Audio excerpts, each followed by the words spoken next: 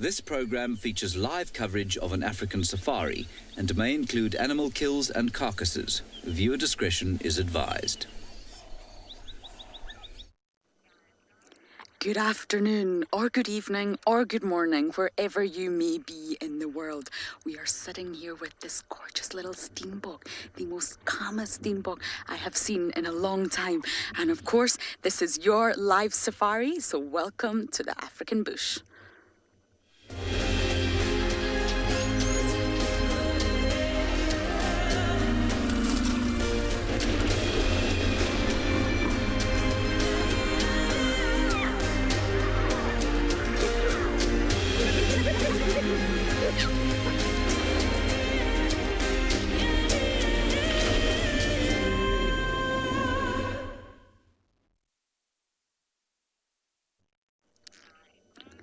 This must be the most relaxed steenbok I have ever seen, and I have seen this one before. This male in the exact same position in Philemon's Dip in Djuma Game Reserve, South Africa. I'm starting to really like this steenbok. My name is Lauren. I do have BK on camera, and we're trying not to move very much. We're trying to be quiet because generally these smallest little antelope that we have in front of us can actually be very, very skittish. We normally don't get to see them too often or spend that much time with them because their behavior is very different from other antelopes. And I'm going to tell you all about that in just a minute. But I must remind you all that we're live and interactive. You must talk to us. So kids all around the world, email us your questions to kidssquestions@wildearth.tv. And adults, whatever platform you're using, please do send in your comments and questions. #WildEarth or @FC in the YouTube chat stream. I've got a good feeling it's going to be a good drive today. It's very, very hot, 24 degrees Celsius and 75 degrees Fahrenheit, which is actually not that hot for the African bush, but for winter it is.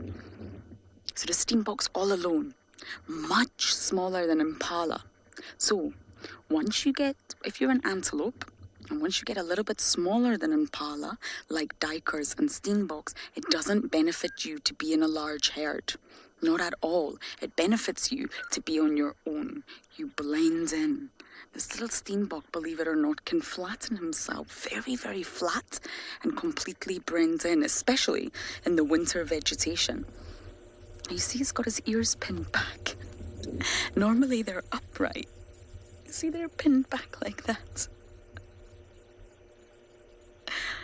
Very, very sweet. Oh, chewing on something. Chewing the cud and resting. You see, so if BK just zooms out, you'll be able to see how camouflaged this little individual is. Many of you are saying, what a cute start to drive. Absolutely. But we've had this one just the other day in the exact same spot. It really hasn't moved position. They are territorial, so this must be its favourite little spot to hang out within its territory.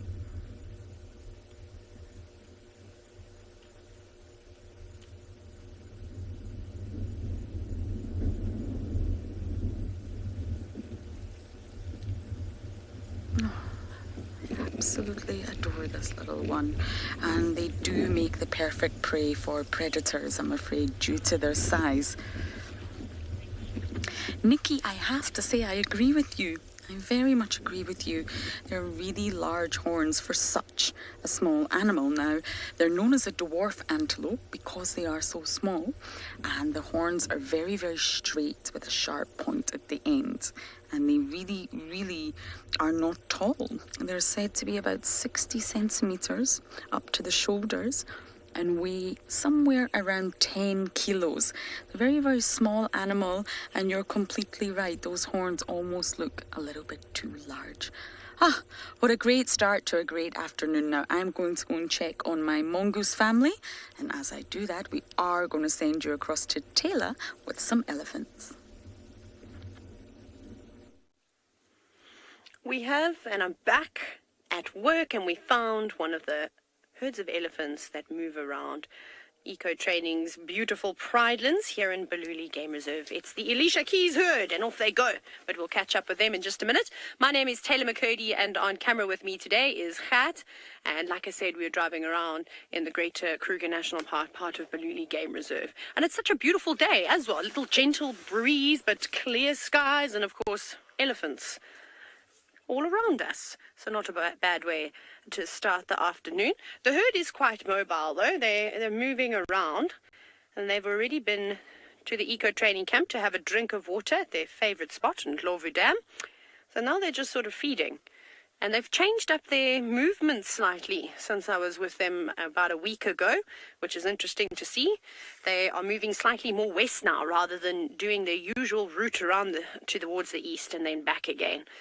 So it's nice to just catch up with them so that when we need to find them, we can figure out where they're off to. But I think from here, they'll probably head up past the train station and then back round towards Zebra Clearings, where it all starts again, and they'll come and have a drink tomorrow morning. So it'll be a good place for us, first thing.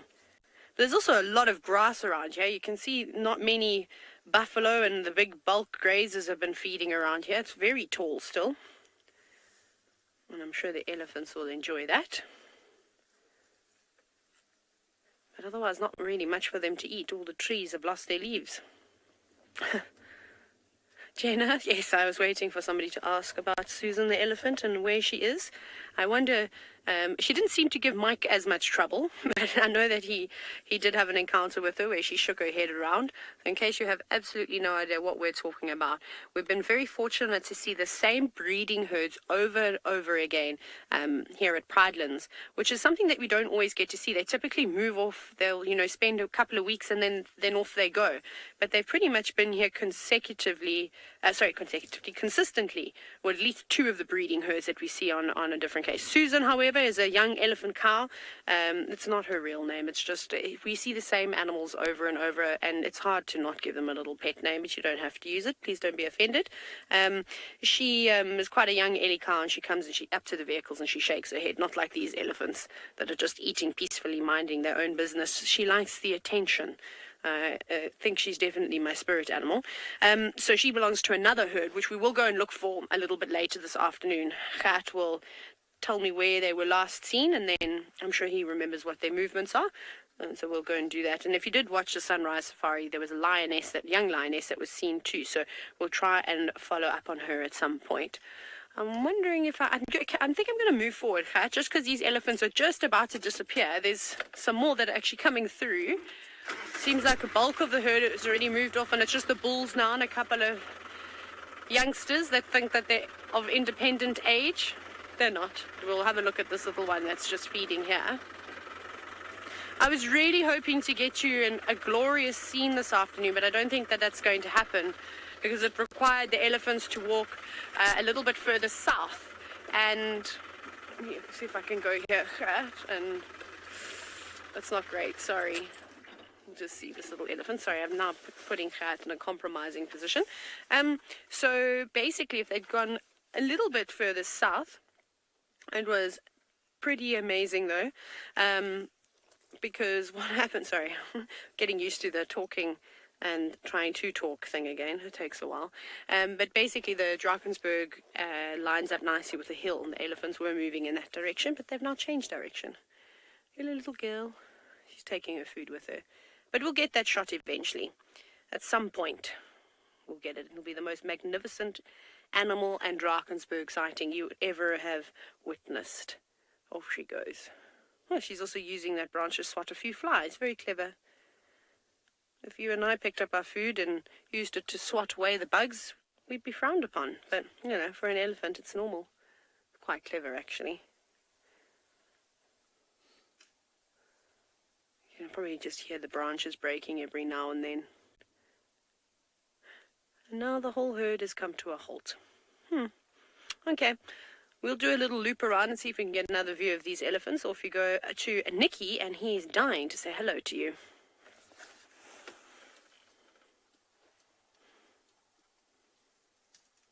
So a warm welcome to all our viewers. We're currently here at &Beyond in Gala. Now, It was so funny.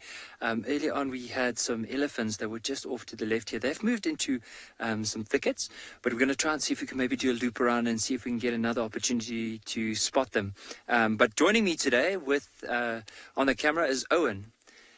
So on that note, I think let's quickly, you can see there's a bit of ears flapping in the distance, but what I think we're going to do from here is we're just going to slowly move back and see if we can get another glimpse of this herd. It's quite a big herd. So just to show you, there's one that's moving into a bit more of an open area. You'll notice that big figure moving from the left to the right. Now, it looked like there were quite a few from, as we mentioned earlier on, a couple of mothers with their youngsters, and also quite a few bulls that were trailing them. So I wonder how big this herd might be. And also, they could have either come from water or eventually start heading to water. So it'd be really nice to spend some time with them. It's a beautiful afternoon. It's a lot warmer than it's been this morning.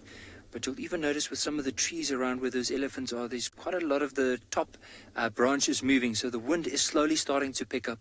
And because of that, it might also later on force these elephants to move into a denser area out of the wind. But for now, it is still nice and warm.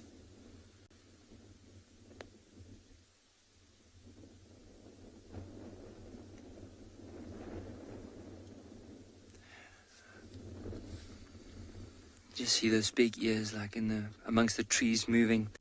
But as I said, as we are going to try and reposition, before we go on, I'm just going to ask Owen just to bring everyone back here, just to show you what are we going to be doing this afternoon, and tell you what our game plan is going to be. So there is a bit of shade, so I'm going to try and hold the map like this. So there's I'm going to turn it like that. So basically we are right over here at this section of the reserve, so on the eastern side. So this is east, west, north and south. And I'm going to try and just use my hand from this side so there's no shade falling onto the map.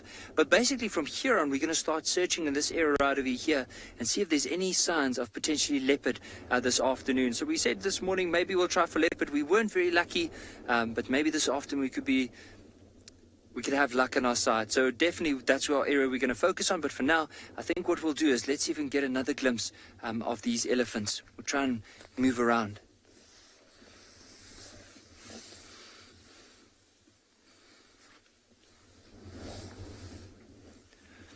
All right, so I'm just going to start up the vehicle and then we can just reverse and see if we can get another look at them.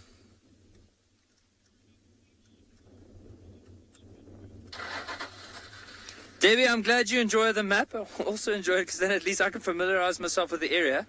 And it's also nice being able to tell a plan because, sometimes, as a viewer, it must be so hard if someone is driving and you don't really know what's going on in their head. Now, my thinking is it's nice and warm, so possibly something like elephants, buffalo, more of the daytime animals that prefer to move when it's warm. It could be giraffe, zebra, and wildebeest. But I think as it cools down, let's try for leopards this afternoon.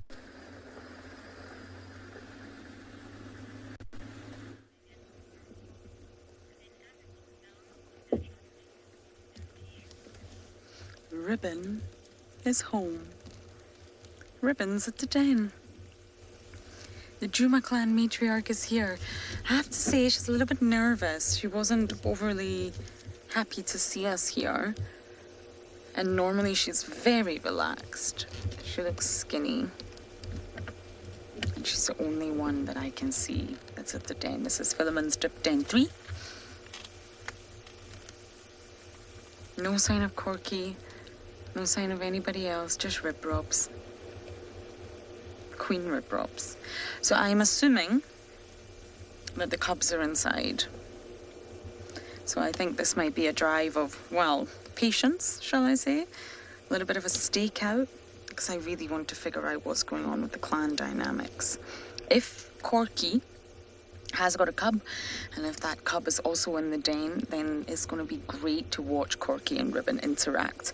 For those of you who are maybe just joining us, Ribbon, the beautiful hyena that you're currently looking at, is the matriarch. She's the queen. She is the leader of the clan. But Corky was the ex-matriarch.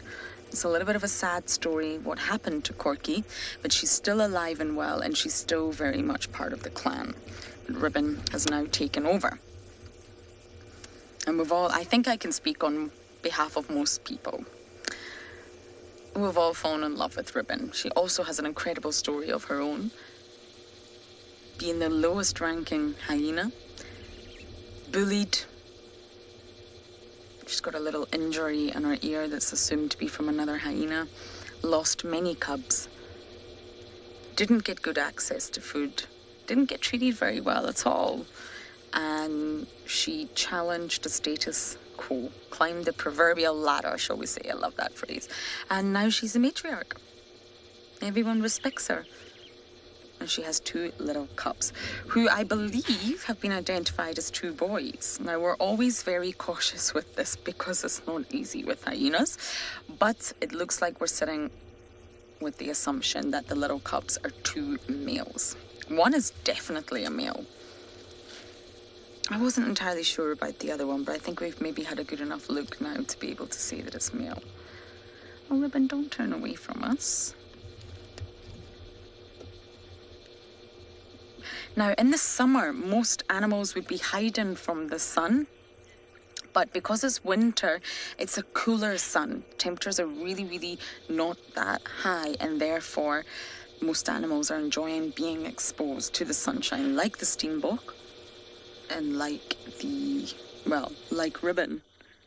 So, George and Jack, you're saying you haven't seen the cubs in ages. Well, when was the last time I saw them? I did see them the other night when I spotted Corky's little one. I have seen Corky's little one. It does exist, I promise you. And the cubs are around.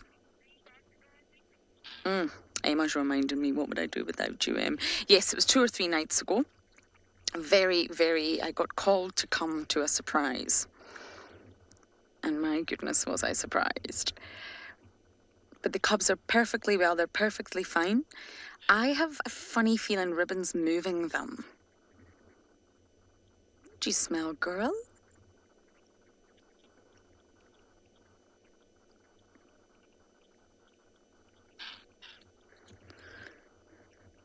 There's lots of impala behind us. I don't think they're too happy, but I don't know. Yes.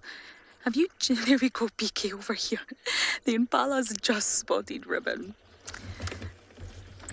Impala, she's been here for quite some time. I think you're a little bit slow on the uptake there. Can you hear them? That is a very angry male.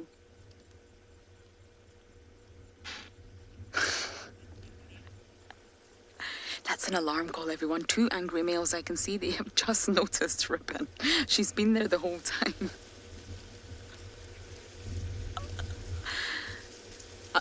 Impala do alarm call for hyenas. I get asked that quite often, and they do.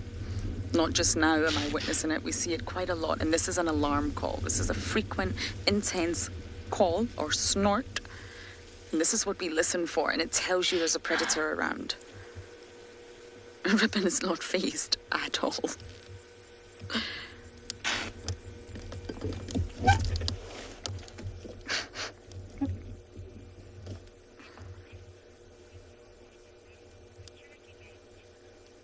Sefa, I have to agree with you. The impala are not very good security guards. We saw the impala, and I actually said to BK, oh, no one must be at the hyena den because look at all the impala. And then I was surprised to see Ribbon.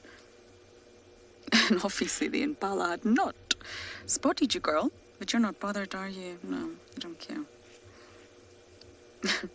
The life of Rib Robs. But hyenas really don't get enough credit. They are incredible, incredible animals. And, well, Ribbon especially stole my heart. She stole it long before she became the matriarch. And we actually, without anthropomorphizing too much, wondered if Ribbon was a little bit depressed for a while. And I'm going to tell you that story just a bit later because Mr. Hendry is out and about and he wants to say good afternoon.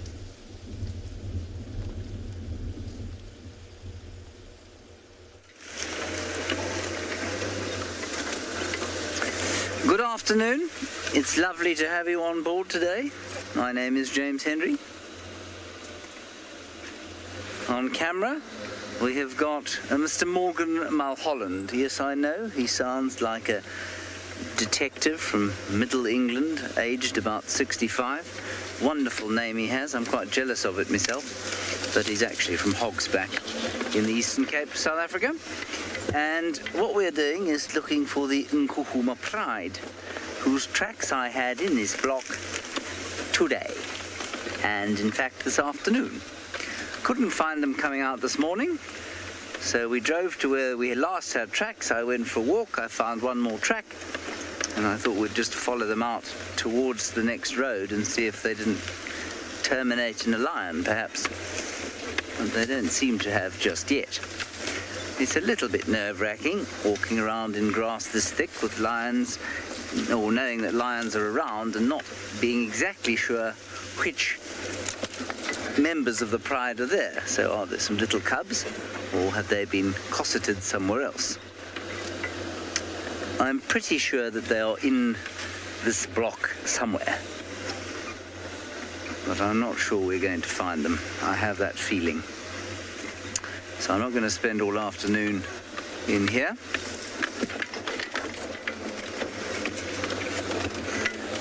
Jonathan, yes, we are indeed by the Kruger. We are in the Sabi Sands, which is on the western fringes of the Kruger National Park. And it is privately owned, but connected, so there are no fences between us and the Kruger. So yes, we are in the Kruger National Park. You can see the landscape is very similar to the southern Kruger, not very similar to the northern Kruger. There is no Mopani Veld here. So we're in broadleafed Combretum woodland, which is common to this part of the Lowveld. The Lowveld being the low-lying areas in which we find the Kruger National Park and its environs, 400 meters odd above sea level. That's roughly 1,400 feet. So pretty low down. Oh, I'm going to chop myself. Yeah. Let's go over to the Kalahari while I slice my legs open on the Sisyphus tree.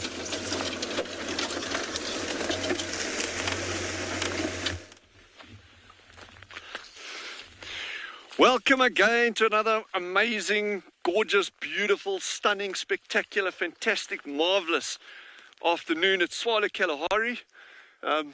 Jandre doing his thing on the camera there as always, and I'm just scavenging around inside here as always.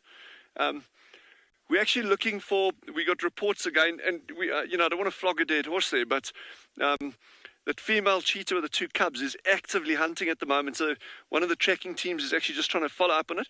So we don't want to go too far away. But you can see we've got some gemsbuck in the background over there, I think. But while we're there, I just wanted to show you this amazingly special acacia, this one that I'm standing in amongst. And there's a very particular reason why I'm looking in underneath it over here.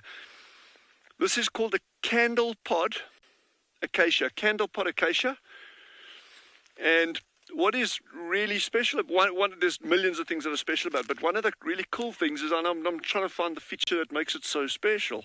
Okay, well, you'll see at the back over there, you see those seed pods. Jandre, you got them? Or I can actually try and find one a little bit closer here. Okay, here's one close over here. Over here. This one here. See that seed pod? See how they all face upwards? Now, that's very unusual for most of the acacias. Most of the acacias actually have seed pods that are dangling down, or they're like in amongst the branches and that. And what is particularly cool about this is that this is actually really advertising to animals, come get my seed pods, come eat me, without breaking me up. So in other words, if you got like your larger browsers, in this area it can be eland, it can be kudu, it can be giraffe, things like that. Instead of like wading in here and actually trying to break branches to get to seed pods, they can just reach in. They're all actually standing up, nice bite-sized chunks, very, very accessible to animals. So these animals actually, the plants actually get their seeds dispersed very, very easily, and then as well as not having a lot of damage. And the animals obviously benefit by having really, really easy access to these seed pods. So that's just one of the things. This plant is one of my favorite ones on Swallow, and I've got, again, lots of favorites. But as a butterfly bush, when this has got butterflies on, flowers on in September months, it is insane the amount of butterflies that you get off it. It's like swaths of these cream-colored, very, very pale cream flowers, and it is just masses and masses and masses of butterflies. So let me extricate here. This is actually not as thorny as it looks, I promise. Not really.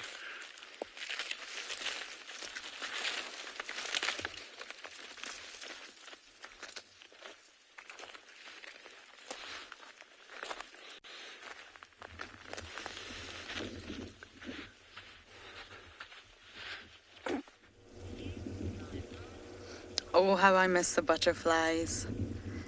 I was looking forward to winter, but I sorely miss the butterflies fluttering by. Not much has happened at my end. Beaky and I are thoroughly enjoying watching Ribbon sleep. We do it a lot these days. It's nothing new. Oh, just heard something.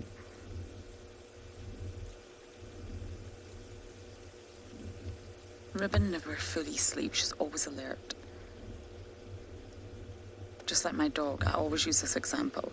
My dog will be snoring so loudly that sometimes we have to turn up the TV quite a bit in order to be able to hear it. You get up, you walk out of the room, she does not move a muscle. She continues to snore. But the minute you open the fridge door or the biscuit tin, she's right beside you. It's like magic. Science you cannot explain. I call it the biscuit tin effect, but what I'm trying to say is predators will remain alert always. Ribbon's here. She's guarding the den. She's got cubs inside. She's alone. Any moment a lion could sneak up on her. So she's always alert with her nostrils and with her ears. She does close her eyes, but those two other senses will remain very alert. Nick, you're wondering about Corky. Corky's story was a very sad one. I think I mentioned that. And Corky was the matriarch. She was a great matriarch. She had a son called... The Impala have spotted Ribbon again and they're surprised. She was a great matriarch. She had a son called Plonk, and she got attacked by one of the Avokas. It was Darkmane, and we witnessed it live. It was very, very sad. And she recovered. She bounced back from that. And she became, she retained her matriarchal status. But then again she got injured and we were not sure what happened. There was some theories that it was internal, which means that... Oh, Kampala, what do you see now? Which means that other hyenas within the clan caused her injuries. Or there was theories that it could have been the lions. This was when the Nkuhumas were denning very much on Djuma and they were around. Hyenas cannot control themselves when they smell something delicious. So Corky could have possibly maybe just went too close to a cub or too close to a den. We really don't know. And after she was injured, she was really not very well. She lost weight, she lost condition. And I believe that Ribbon here, Rib Robs, seized that opportunity. Corky was no longer taking control, was not sort of holding on to her matriarchal status. There was trouble. And therefore Ribbon, somehow, there must have been some pre-planning there, which in my opinion shows a great level of cognitive ability of hyenas, and decided, I'm going to take on matriarchal status. And instead of gathering a girl army, Nick, Ribbon gathered an army of boys, the males in the clan.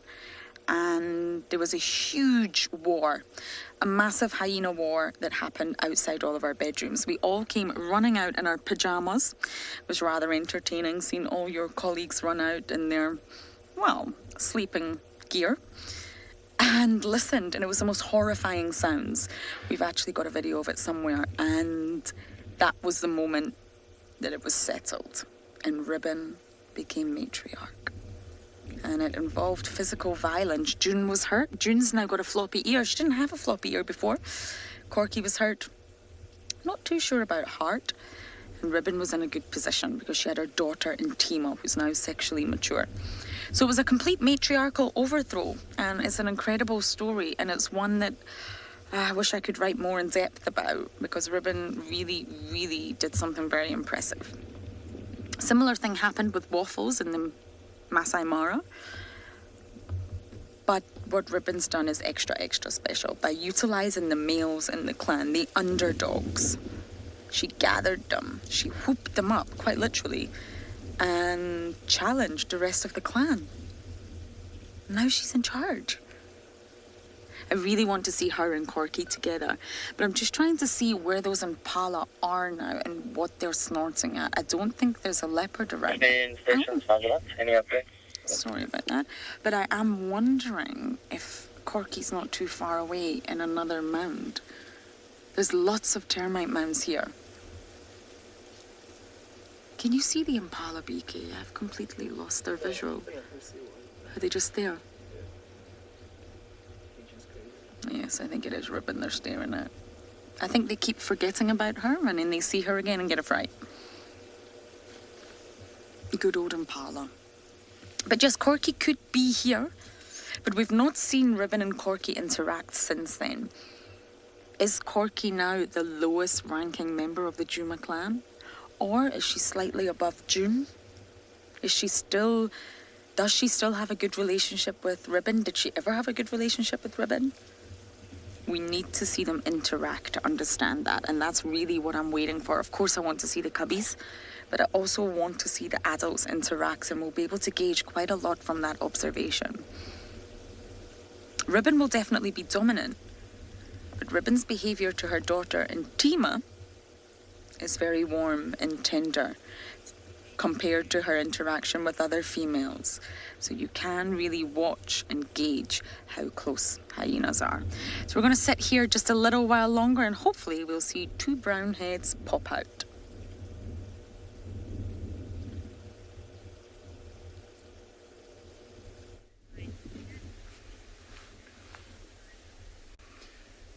Good afternoon from and beyond Phinda Private Game Reserve. My name is Damon.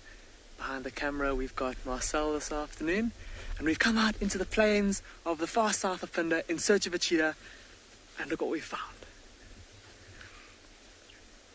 Now, moments before you joined us, we watched this female cheetah try to hunt. There's a big herd of impala behind us, and we watched from a distance as she painstakingly stalked, inch by inch. She was probably within maybe 20 meters of the herd, but unfortunately she was not able to catch one. And look at her now, how she's breathing very heavily. See how her back is heaving up and down. She's panting, trying to catch her breath after that chase.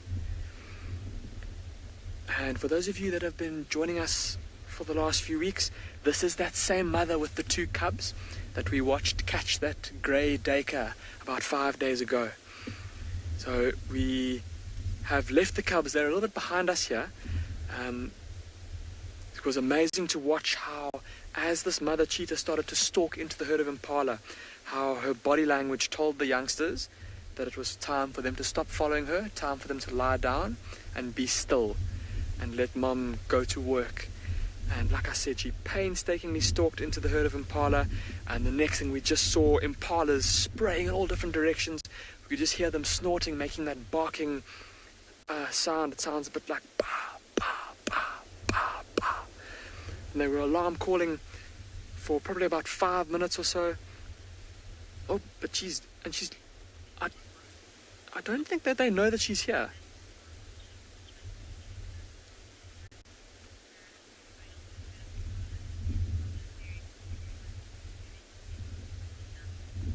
I don't think that it's interesting now, because just looking at her, everybody, she's lying maybe 30 meters from where the impala are. Now, she looks like she's a little bit worn out, so I don't think she's going to try her luck again. But it's amazing that these impalas are not even looking at her. They're looking down the hill. I think the cubs might have started to move. They've realized that, hang on, Mama's been gone for a while, and if she'd caught something, she would have called us by now. I don't know if you can hear the wind. It's quite a strong wind that's blowing from pretty much directly over the cheetah's head towards us. And with the wind, the sounds are getting muffled quite a lot. And so perhaps the cubs are thinking, maybe Mum is calling us, maybe she's caught something, maybe she's got food for us, and we just can't hear her, so maybe let's go look for her. And that seems to be what the impala were actually alarming at. So I wonder if there wasn't a bit of chaos.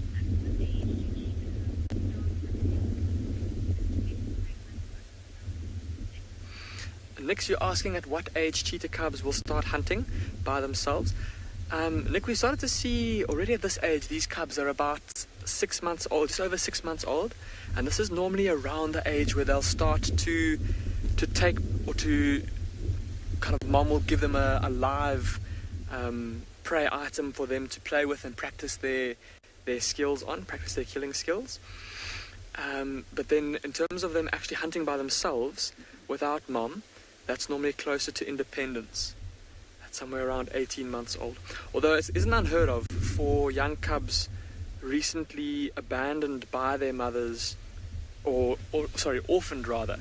It's not unheard of for orphaned cubs, orphaned at an age much younger than that 18 months, to survive. I mentioned the last time that we were with this mother cheetah, there was a case where there was two cheetah brothers. They were about 7 months old, and unfortunately their mother was killed by a lion, and so they were left to fend for themselves, and they were able to survive from there. But look at how heavily she's still breathing. Now it's not a terribly warm afternoon, the sun is quite intense, and there's a gentle breeze blowing, well, not so gentle breeze, but there's a bit of wind blowing, so it will help to cool her down. But it just shows the exertion that she's been through. And amazing to see these impalas behind us. They've all put their heads down and they've carried on grazing. I don't think they know that she's here. I think they were alarm calling at the cubs that are down the hill. And that is where the impalas that aren't grazing, the ones that are still staring, that's where those impala are looking at the cubs. And I wonder if they didn't, maybe the cubs getting a bit impatient, maybe sitting up, wiggling their tails, if that might not have given the impala a slight advantage, because I thought that she was going to catch one. Everybody remarking at how beautiful she is. She is absolutely spectacular. Although I don't think I've ever seen an ugly cheetah. We're going to spend a bit more time here, definitely. And we'll see, maybe she gets up and goes back to go fetch the cubs. Maybe the cubs come up to find her. We'll stick around here to find out. Well, it sounds like everyone's having a cheetah afternoon this afternoon. And we may or may not be any different. So I just wanted to show you, traditionally we say, well, cheetah don't climb trees, leopard climb trees, lions go up trees occasionally. And yet, a tree like this, it's got a bit of an angle to it, it's actually pretty easy to get up. Cheetah will often climb up into trees like this and actually scent mark. They'll defecate on top of these big branches.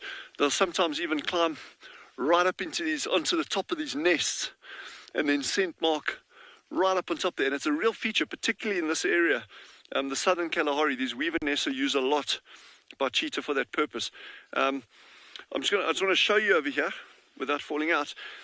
It's very, very difficult to see, but there's actually cheetah droppings where this little piece of bark is sticking up over here. There's actually old droppings over here coming down, and there's actually hair and stuff in it that I can actually see. So this is obviously not fresh, it's not recent, but it's just interesting to note. So this branch that I'm standing on here, you can actually see cheetah have actually been up and down this tree. And that's pretty cool if you think, oh, cheetah don't climb trees, but they actually do. They're not nearly as adept at it as leopards, and even lions are way more graceful up a tree than a cheetah. But it's certainly not uncommon if you're following cheetah to watch them getting to a scent tree like this, up and down it, playing around, and then jumping out again. But they certainly, I've only seen on a handful of occasions cheetah sleeping in trees on top of these weaver nests, and that's pretty funky to watch. But certainly they don't make themselves comfortable in a tree like a leopard does. A leopard is the past master doing that kind of thing and that. So, but yeah, so it's just nice that there is sign around. Trackers are on the spoor or the tracks of that female of the cubs, and I'm just hoping that we actually get some hunting activity this afternoon for you. She should be quite peckish. Apparently, she caught a kudu calf. It was 3 days ago, so I think it was after the day that Jandre and I followed her. So anyway, let's wait and see what transpires.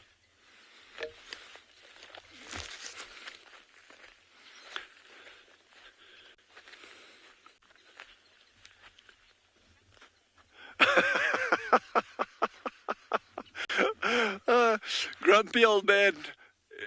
That's great. He says it's a scatterday, not a Saturday. That's very good. Very good play on words there. I like it. I'm trying to think of a comeback.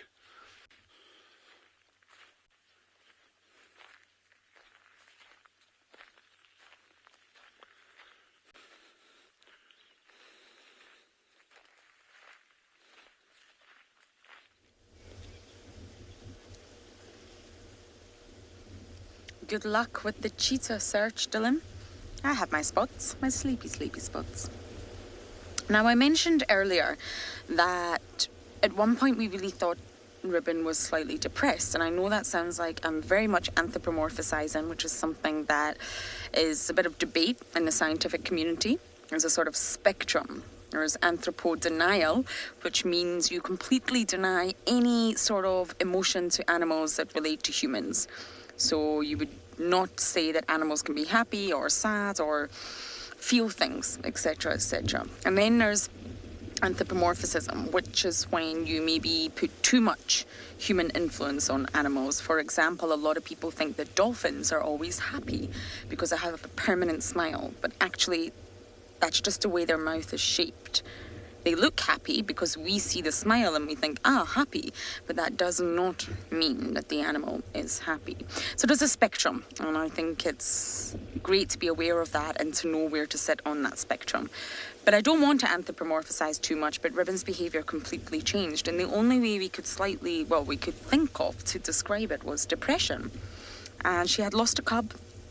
She really wasn't the same Ribbon. And depression is a word that's actually derived from Latin. I'm fascinated. I love to know where words come from. And the Latin word is deprimere, and it means to press down. So depression came from this because we're being pressed down, we're being weighted down with depression. And emotions involve relatively old brain circuits. So through evolution, these circuits are shared among most vertebrates, and you really don't need a big brain or a complicated brain to feel angry, annoyed, or scared. You don't. You can have quite a simple brain. And a lot of experts do believe that emotions sort of originated alongside consciousness. So reacting is sometimes better than thinking. For example, if you see a predator at land or at sea, rather than processing what you're seeing and thinking, gee, I better get out of here, it's better to react and just go, or you will become someone's meal. So as humans, we know that depression is linked to hormones, and I think it's something many of us are very familiar with, and some of us may have suffered from. So we know what we're talking about when it relates to humans, but when it relates to animal, it's a very, very difficult subject. And there has been tests, especially on rodents. And I'm not saying this is right, and I'm not saying this is wrong, but it's available to read. And when a rodent in particular loses its drive and taste for sugar, they seek out dark spaces and they give up readily when presented with a challenge. Scientists believe that that rodent has shown signs of depression. So we really need to learn the brain chemistry to really be able to say whether an animal is depressed, but I guess you could gauge by behaviour.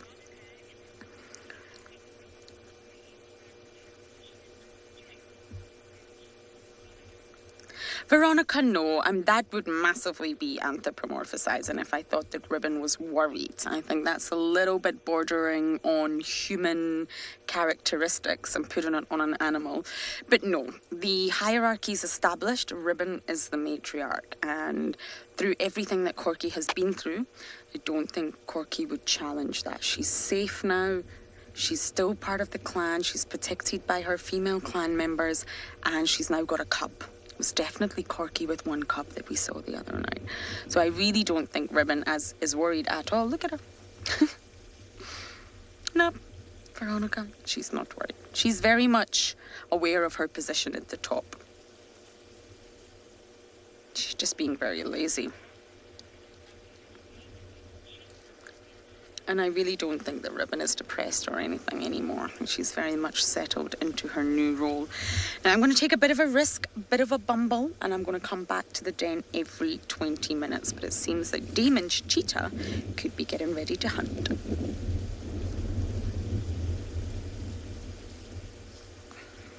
Back, everyone. So, just after you left us, this female cheetah stood up, and it looked like she was about to go and have a second attempt at these impala. Now, see how they're all kind of looking away from where she is, and I don't want us to move because she's currently almost using the back of our vehicle as cover, and so it's not going to be easy for us to get a shot of her for now. But I'm hoping that she's going to sneak past the back of our vehicle and head towards his impala. See the few that are staring at her? There's one that is looking at her and busy alarm calling. There's that sound that I spoke about earlier. But then the rest of them, see how they're all looking in the opposite direction. They're all looking down the hill, and that's where the cubs were. They're still looking there and still alarm calling there. So this kind of confusion might play into the hands of this female cheetah. Her cubs can almost cause a bit of a diversion for her. Might be able to see also the little warthogs moving around in amongst the impala, or taking advantage of the safety in numbers factor.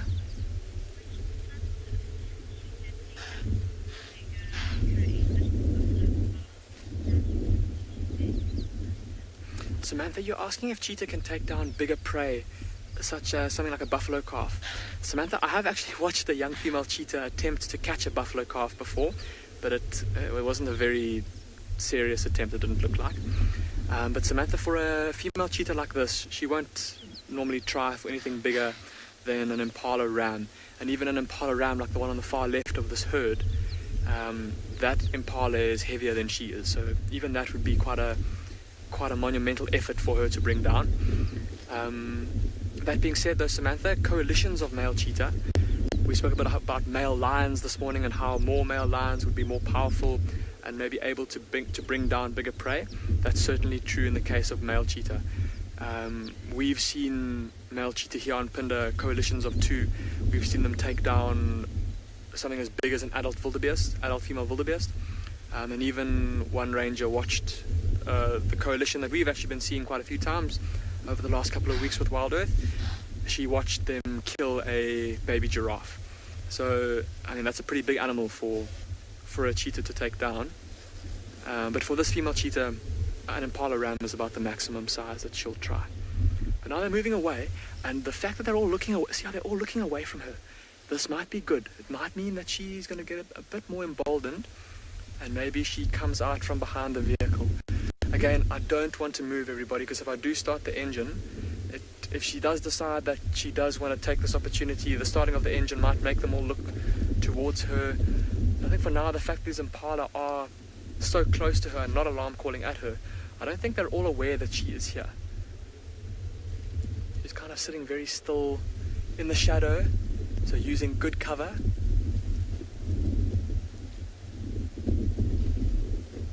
Oh, and our hearts are just in our throats because of how close these impala are to her.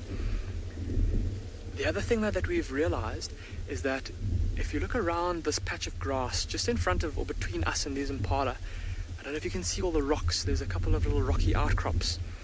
And now for a cheetah that relies on speed, and she's obviously finely designed to running at a very high speed, and if she takes one wrong step in a rocky area like this, it could be very bad. If she injures her paw and she's not able to run properly, it'll mean that she can't hunt properly, which means that her cubs won't get food.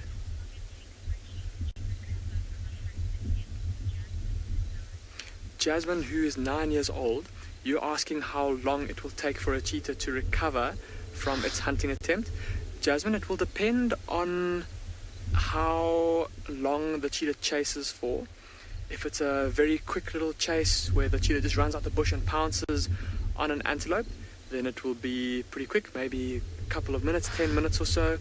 But if it's a longer chase, maybe a couple 100 meters, it could take even longer than that. Maybe if it's very hot, maybe even after an hour, the cheetah might still be panting very heavily, breathing very hard. It very much depends on the conditions.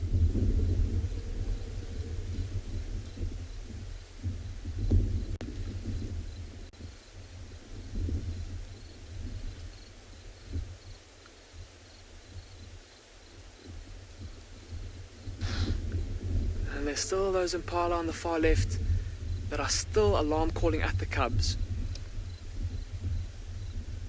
And they haven't noticed this mother behind us. I don't think it's going to be too long before she makes a move, but whether that's going to be to go and rejoin... Oh, she's going. She's about to come into view, everybody.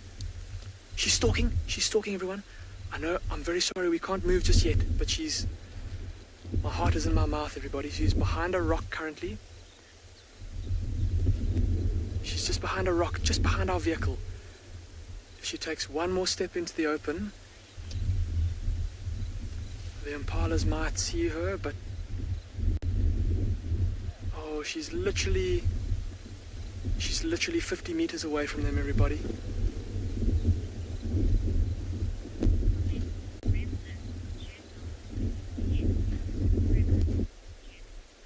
Gremlins General, you're saying that this is very tense? Gremlins General, my heart rate is absolutely going through the roof. I think my heart is currently sitting in my throat. Having to snatch at breaths every now and then. And she's got her ears flattened back behind her head, trying to make her profile as minimalistic as possible. She doesn't want those impala to see her. And Jasmine, this is what you were asking earlier. You were asking how long it takes her to recover from a hunt. Jasmine, it's probably been about 25 minutes or so since she last attempted a hunt. And she ran pretty far in that hunt, and she seems like she's already ready to go again.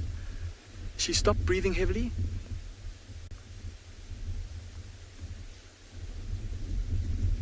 And there's still one impala that is looking suspiciously in her direction, but I'm not convinced that it has seen her.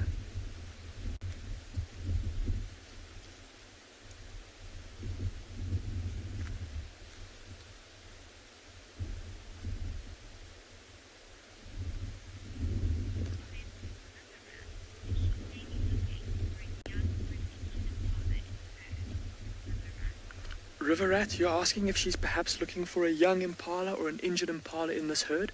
River Rat, she will most definitely be taking her time to scan this herd carefully to see if there is any impala in this group that's going to be easier to catch than another. So, for example, look at the ram. Even though he's bigger, look at how he's currently walking around and kind of moving the females out of the way. He's not preoccupied, not focused on his surroundings. He's focused on these females. He's herding them around. And so that might be an opportunity for her. There are also, of course, the young of the year impalas, the ones that were born in November of last year. They're a bit smaller. If she is successful in capturing one, that one will be easier to wrestle to the ground than, for example, a fully grown adult. She might be looking to see if there's any super skinny impala, maybe one that's diseased. Anything that's going to give her a slight advantage. Again, this ram is running around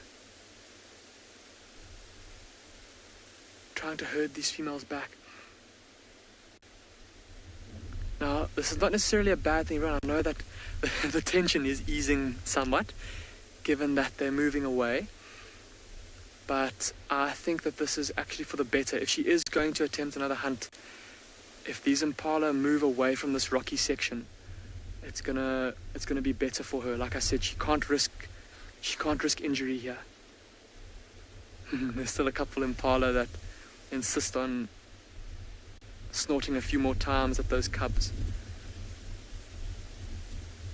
Oh, and the impala's now... Oh, there she goes! running. There she goes. Oh my goodness. There's the monkeys that I'm calling. Let's go, let's go, let's go, let's go. Oh my word.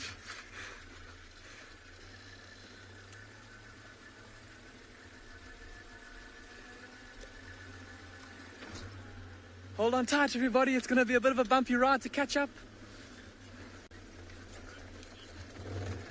Cindy, you're saying go, go, go. I'm trying to.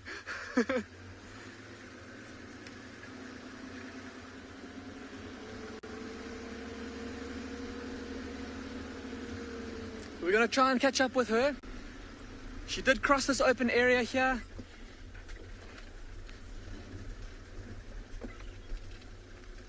Alright, let's get us out of low range. You can move a bit faster.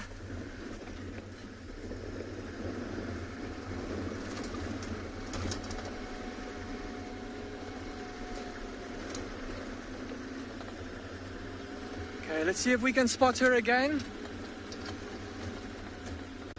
Oh my word, everyone. Marcel spotted her. There she is. She's moving through the open area. She's missed again, everybody.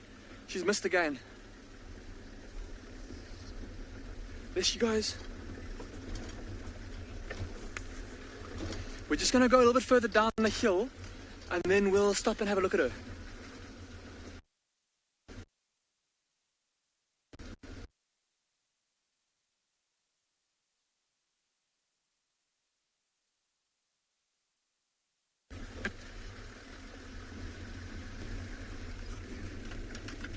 Look at the warthogs running away from her. And look at how low she's keeping herself. Keeping her head low. Not wanting to attract attention to herself. Oh my goodness. I feel like I'm just as tired as she is after my heart rate has been up like that for so long.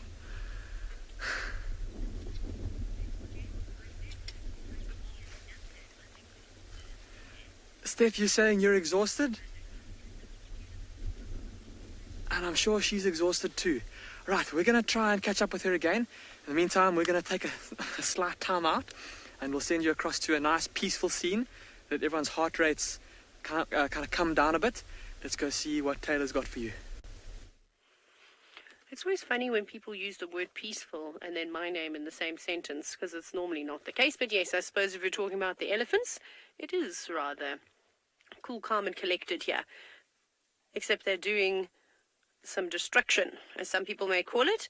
And I believe that yesterday you actually watched the elephants here just to the west of Leopard Dam destroy this marula tree. It's been sad. We've had so many sightings here where we've had the elephants pushing and shoving one another, feeding off of the marula tree and the leaves, and now I don't think that this tree is going to survive, I'm afraid. It looks like they have completely ring-barked it. Oh, that was so cool. Did you see that elephant, how he just used his tusk?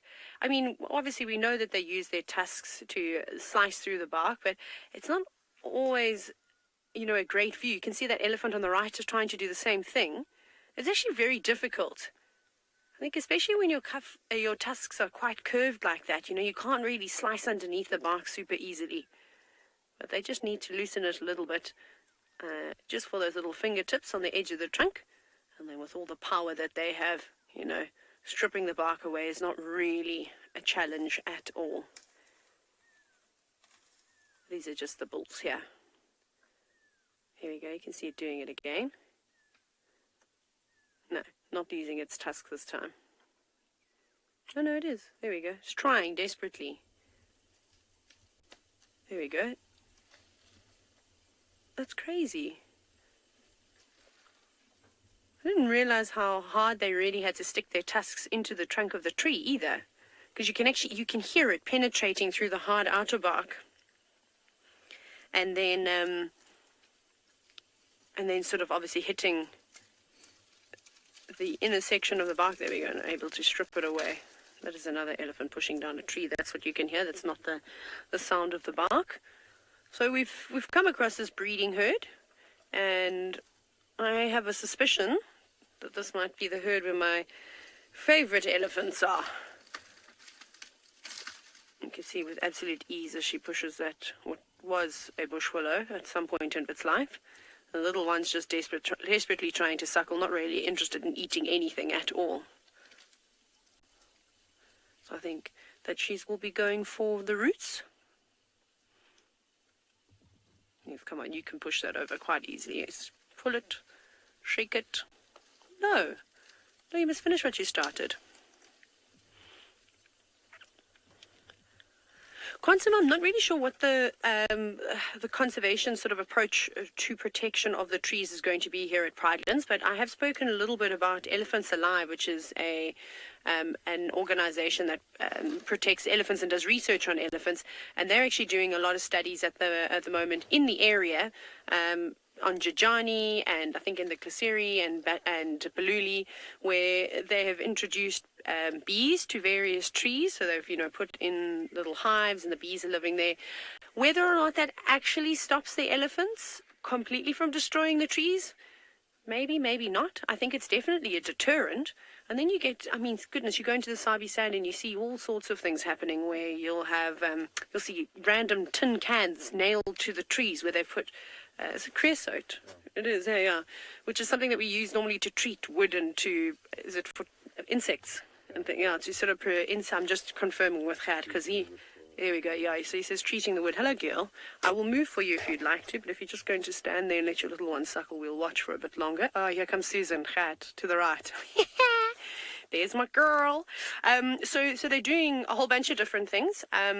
So they do that, and apparently that smell is so terrible that the elephants don't like it, and it's a deterrent. And then another thing that they do is that they've actually been putting like a mesh, like wire around the trees, not barbed wire or anything like that, but just to make it difficult for them to strip the bark. So I don't know what will be done here, but it's definitely noticeable that some of the trees have been, really, really unfortunately beaten down by the elephants. But it's just one of those things. They'll move out of this area at some point. They're not going to stay here forever.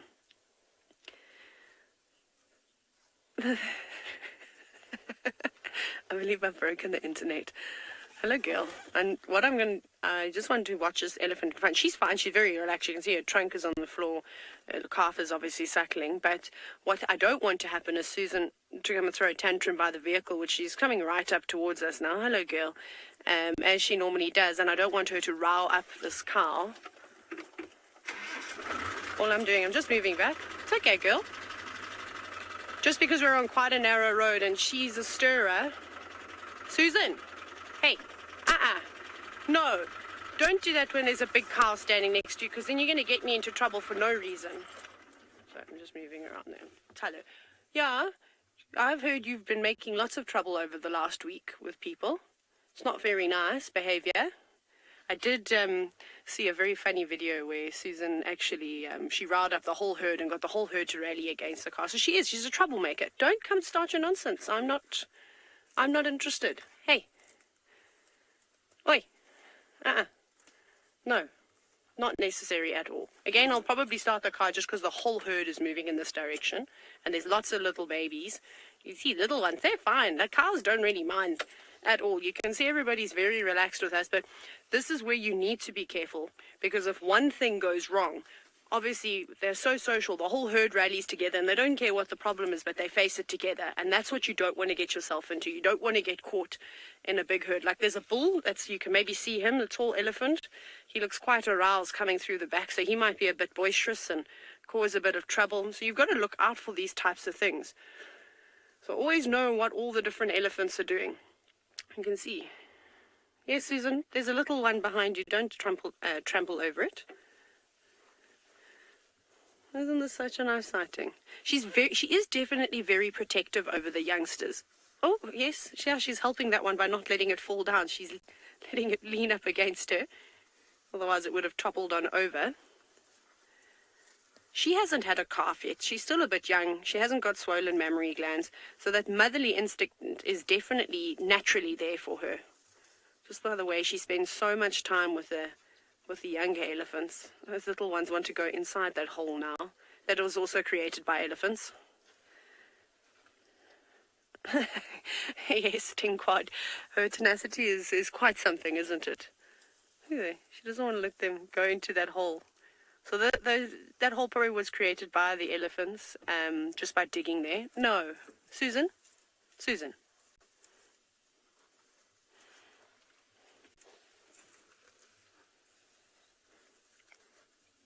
No.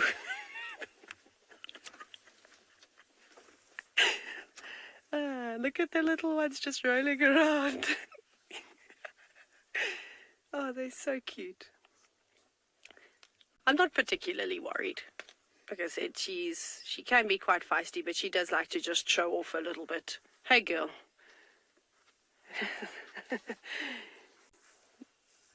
I think she might throw some sand at us in a minute. But we're going to sit here and spend some time with this herd of elephants. Off we go across to Damon, where a very happy moment has just happened.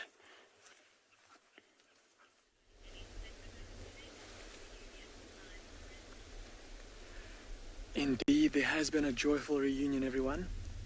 Where you left us, we had one cheetah, and now that you've come back, there are 3 cheetah.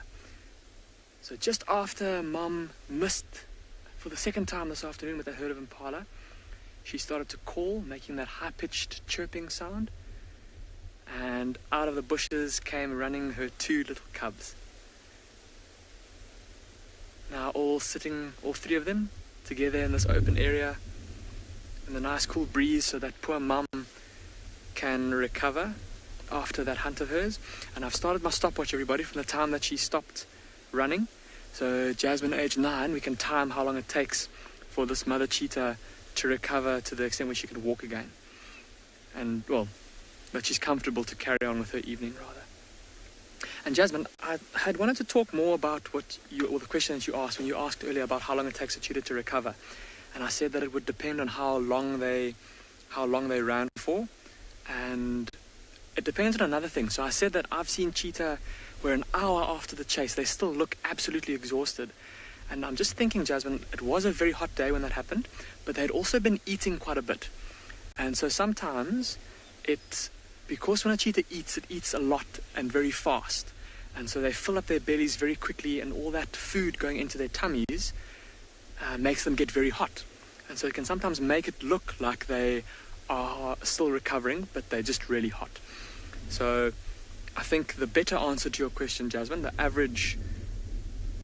Oh, listen to the baboons calling in the mountains. See all the cubs have just looked off into the distance. So Jasmine, I suppose the better answer to your question would be about 30 minutes or so is about the average.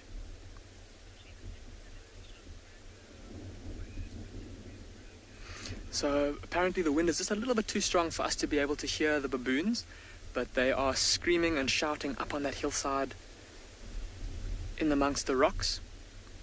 Probably went up there in search of food.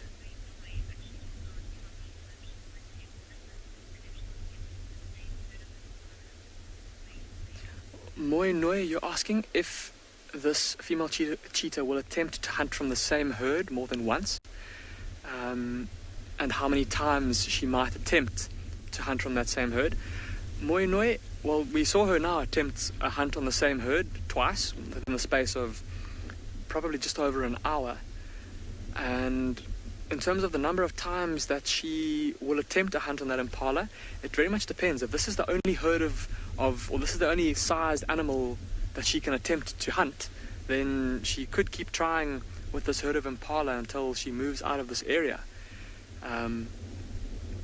But obviously obviously each time that she attempts, she'll be at a bit more of a disadvantage, because that prey will be just that much more aware of their surroundings. They will have had the shakes like we did. Alright, so we are on about 15 minutes since we watched her attempting to hunt, and we're going to keep on monitoring her recovery. In the meantime, though, let's go and see what Taylor's got for you.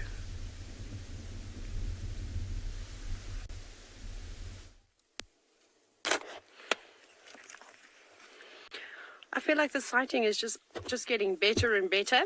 We've now got the 2 little elephants. One which is learning terrible behavior from who I can only assume is her aunt or big sister. And then the other one that's just retired to the ground and decided that it's not going to do anything anymore. It's just going to lay there. Fair enough, little elephant at the back. I would probably be doing what you're doing. sort of done with life this afternoon. So I'm starting to think, because it seems to be the same cluster of elephants that hang around together. Obviously, the two little ones that we're looking at, those two adults, the next sort of sub-adults, and then Madam over here on the right-hand side.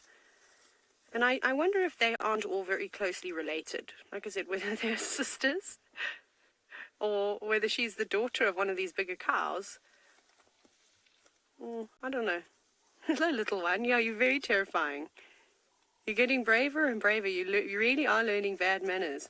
Now, of course, this is always entertaining when they're small and young. But you wouldn't want a big elephant to do what this little one is doing. And has absolutely no idea what it's doing with its trunk just yet either. Girl. That's not nice behavior. Sorry. For what? Your little one is just learning. It's fine. Just going to stop. But I don't know if you saw that. Again, I probably could have sat still, but it's an elephant cow, young calves around. When they decide to charge, they charge so quickly. And every time an elephant cow has charged me, there's been very little warning. So we don't want to play games, so we'll just move back and give them space. Isn't that precious? It must be exhausting.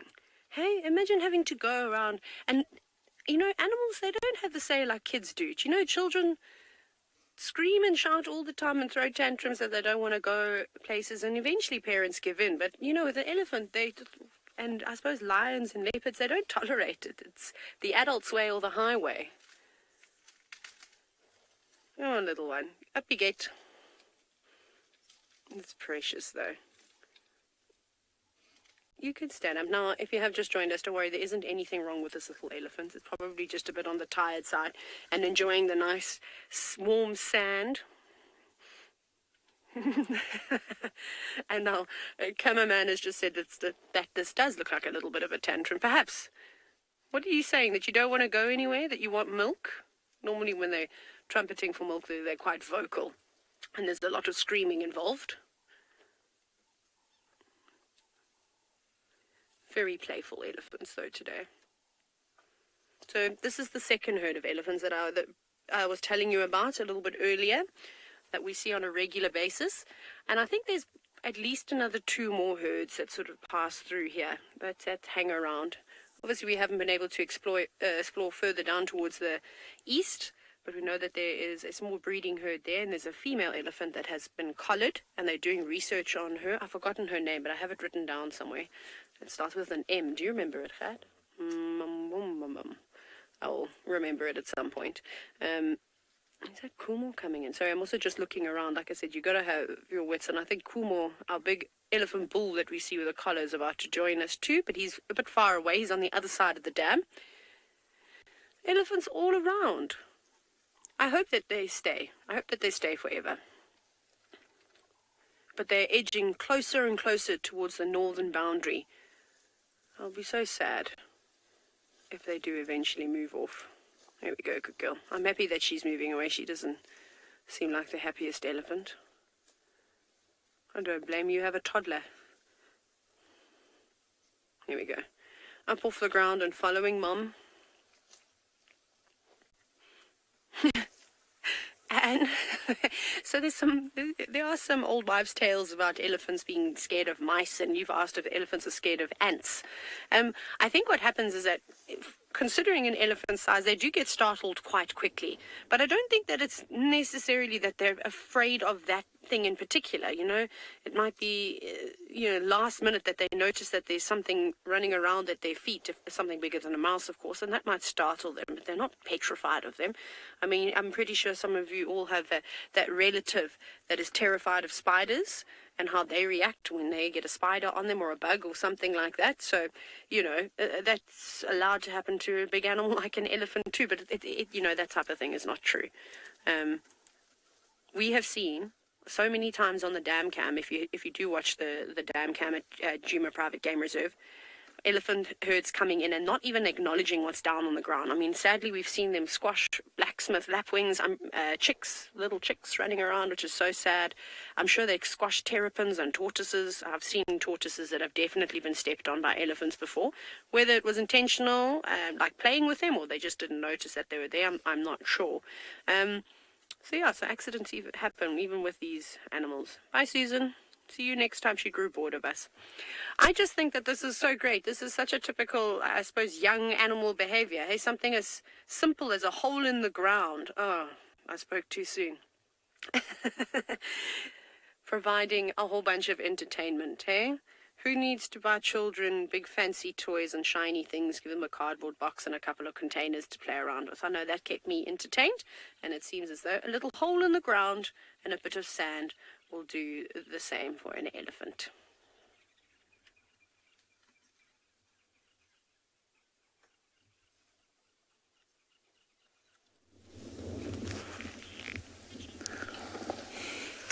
I do hope one day, if I am blessed with an heir, that a hoe and a stick will be all I am required to provide in terms of entertainment. There are some hippopotamus here at Biffleshoek Waterhole on the northeast corner of Djuma. 1, 2, 3, 4, 5, 6, 7, 8. 1, 2, 3, 4, 5, 6, 7, 8. Yes, 8 hippopotamus, which is marvellous. And unexpected, I think. I mean, 8 of them is quite a lot for this particular waterhole. Sometimes there are none. Very nice to have them here. We have driven around, walked around, and found absolutely no further sign of the lions. And so we've moved on, and we're sort of searching further afield in case they popped out of the block and we didn't notice. As Emma says, she's directing today, there's not a lot of social distancing going on with those hippos, no. They luckily don't go and catch things like bats to eat and give themselves diseases like we do. It's an immature oxpecker on that one. There we are. You can see no colour on the beak yet, so that's juvenile. Must be very exciting as a young oxpecker, don't you think? When you wake up one day and realise that your beak's turning bright yellow and red in the case of the yellow-billed oxpecker, or just bright red in the case of the red-billed. Must be a little bit like, I suppose, waking up one morning and finding that you've got an armpit hair for the first time. Possibly more exciting for boys than it is for girls. I don't know. Same sort of thing, I imagine. You realise you're growing up finally.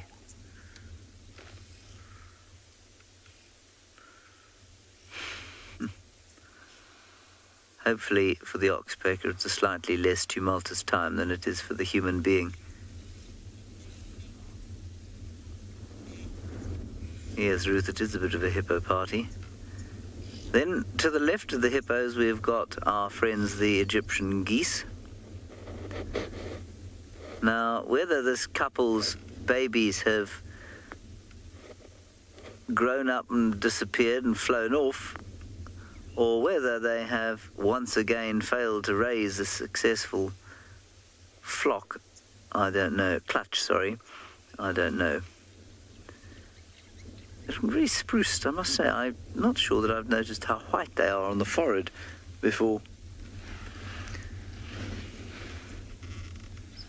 Very nice. And then there's a pied wagtail just behind them. I'll just see if I can find him again. Naturally, as soon as I want to actually show him, he's disappeared. Wait, I can't see him. Morgan, I will tell you when I can see him, and then I shall point you in the correct direction.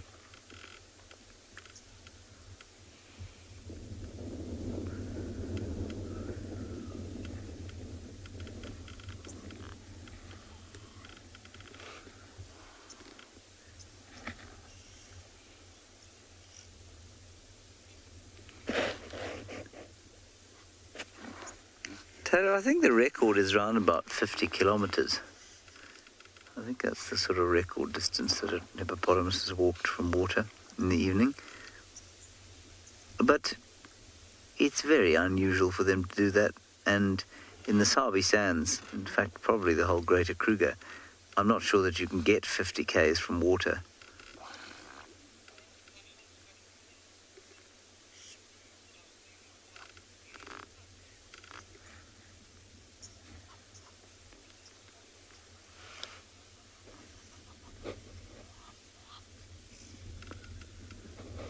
mean, these guys probably walk no more than 5 or 6 kilometers in a day, if that.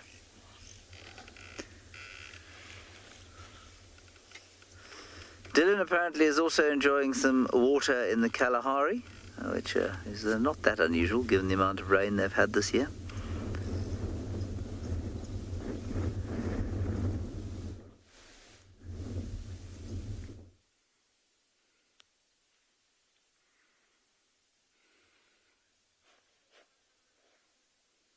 No, we're not.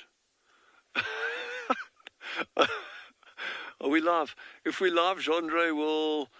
Apparently we laugh, but I can't hear a thing. So what we got here, just because everyone else is getting a whole lot of cool stuff like cheetahs and stuff, I thought, well, let me look at some stuff that's not live. So over here, this is really cool. And it is cool. I know you may not think it's cool, but it really is. And why I wanted to show it to you, it's droppings. Okay, so it's okay, well, what droppings is it? Okay, it's jackal. There's actually a jackal track just on the side of it over here. There we go. Very indistinct. It's not too fresh. But what's particularly cool about this is looking at all the seeds inside these jackal droppings. Now, we typically think of jackals as, as predators, as carnivores and scavengers. So they'll go for meat, they harass lions around kills, they follow up on cheetah kills, they kill their own things occasionally, but they'll also take a lot of fruit as well. And the seeds in here are from a species that's actually very common, there's two different kinds. There's ones right along the hill, very, very common along there, and actually quite high up, but normally on the lower slopes.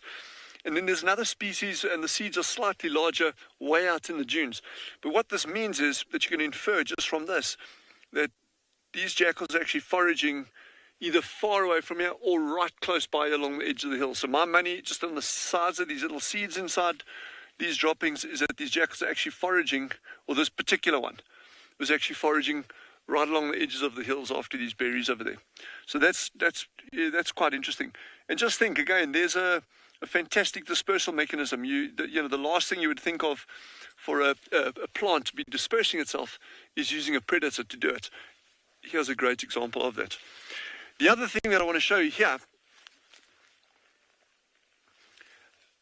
is if anyone's got any guesses as to what these droppings here are, and it's quite a cool one. I'll put a little pocket knife next to it so you can get an idea of the size. There you go. Okay, so we're going to shoot across to Phinda because they got something that's animate.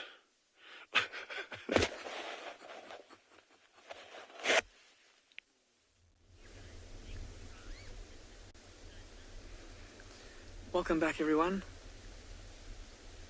And both my soul and my heart rates have calmed down a little bit from the action of a little bit earlier. And looking at the mother cheetah, just watching her breathing rate, it seems like she has also recovered quite well. And that's exactly 30 minutes on the dot since her chase.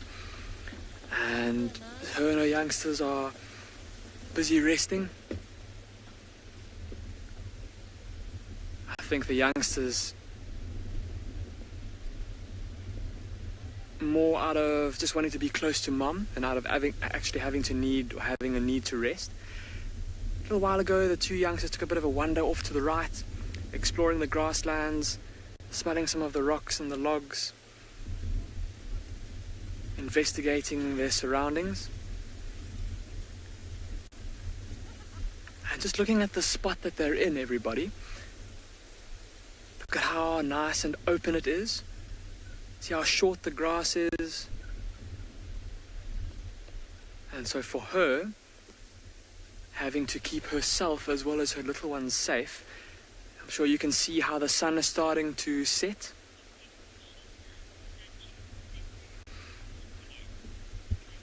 So you can see the sun, or the shadow starting to lengthen with the golden light. Pretty soon, this mother cheetah is going to look for a spot to settle down for the night. I think with how open it is here, this is a perfect spot for her. Striped Horse, you were asking how long does it take for a cheetah to digest its food before it will need to hunt again? Striped horse, if she can absolutely fill her belly, let's say, for example, she was able to kill one of those impala, that would definitely, any of those impala in that herd would have been enough to fill the bellies of her cubs as well as her own. And then she'd probably be able to comfortably go for 3 days without eating. For those of you that were with us when we watched this female cheetah hunting and successfully catching that duiker about 5 days ago, that was a very small, quite a small animal. And while the cubs' bellies were reasonably full, mom looked still pretty hungry after that. So I think between now and then she has killed something else. So they've probably had a meal between us last seeing them and now. But yeah, striped horse, about 3 days, they'll be pretty comfortable. Of course, though, if she is walking around, and even if she does have a pretty full belly and she does see an opportunity that just can't be missed, it's unlikely to happen at this time of year, but for example, later on in the year, when there's a lambing, if there's a lamb that's stumbling around looking completely helpless, even if she has got a pretty full belly, she might go and pounce on it. I've noticed, though, that at least in my humble experience, I've noticed that cheetah tend to do that kind of thing a bit less, though, than something like a lion. Whereas I've seen lionesses with absolutely satiated, full, distended bellies go and pounce on a warthog just because it was right there.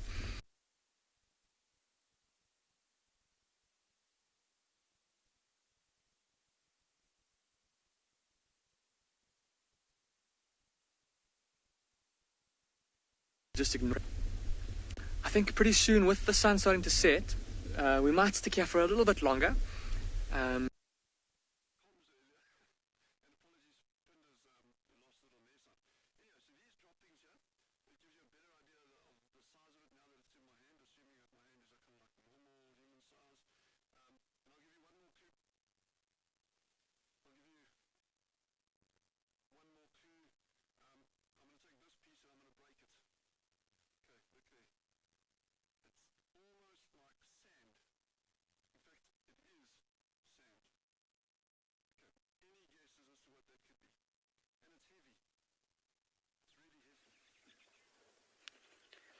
Sorry about that. I'm sure Dylan will be up and ready and sort those audio issues out, but don't worry. We're still sitting here with the last of the elephants and what will be the last of the marula tree at this rate. It was actually quite interesting. What we've been just observing is this elephant cow, her calf, and then there was a really big elephant bull. And I must apologize. I thought it was Kumo coming towards us, but it wasn't. It was another really big bull. I don't think I've seen him before. And then also the terrorist of an elephant that causes all sorts of trouble, who seems to be flirting with this big elephant bull now, but we'll show you that now. But they came here and they were all standing, feeding on this marula for ages. So I'm just wondering if I can roll the car. I don't know. No, not really. Okay, she's coming back now. But she went off and she tailed after and we're talking about, actually look, I don't know if you can see. I wonder if she is coming into estrus. So just through the bushes, there's the big elephant bull, and then to the right is dear old Susan. And since he arrived in the scene, he's been very interested in her, and she's been very interested in him. Now you'll see the size differences. Oh my goodness. It's quite something. I don't know exactly how old Susan is. Obviously, we don't really know how old any of these animals are unless we were there the day that they were born. But I think she's under about 10 years old, or at least coming into that sort of stage, which is about right for an elephant to sort of mate for the first time. He's very curious. I don't know if you heard the rumbling. The whole herd is giving off some very low, sort of soft rumbles. I wish I could roll forward so that I can show you what's happening, but it's, let me try. Let's see. Okay, do you mind if I go forward? Okay. Just going to go a couple of meters, and I'm going to go off to the right. Not the right, the other right, the left. Okay, there we go. Not the greatest. Sorry, girl, we're just getting a different position.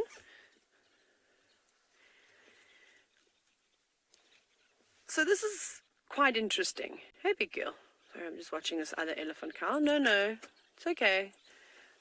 So you can see young Susan there in front and this monster of an elephant bull. He's about the same size as Kumo, and Kumo is a big elephant. Now, obviously the big bulls, we know that they eventually move off from the herds and they live a fairly solitary life other than joining up occasionally with other bulls of a similar age. And then when they get to sort of this, late 30s, early 40s, they start moving around a bit more, passing through the breeding herds, seeing if there's anybody in estrus. And then obviously they'll mate with her. So, I don't know. We'll see now if he keeps tailing her. But it's just funny how she was very excited as soon as he arrived. More rumbling. She's now charging over to a little elephant. What are you going to do to that little one? She's like, just going to go back quickly. Hi, girl.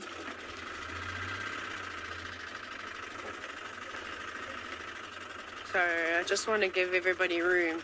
I know that sounded very dramatic as the way that I reversed, but I just want to make sure I give them space as always. So that was interesting, hey? Her little elephant calf that she loves to play around with came back. She charged on over. Now she's back with the girls again. I hope that we get to see her tomorrow and the day after. It'll be interesting to see if this bull keeps following the herd, because then we know if he sticks with this herd, then there must be an elephant in estrus.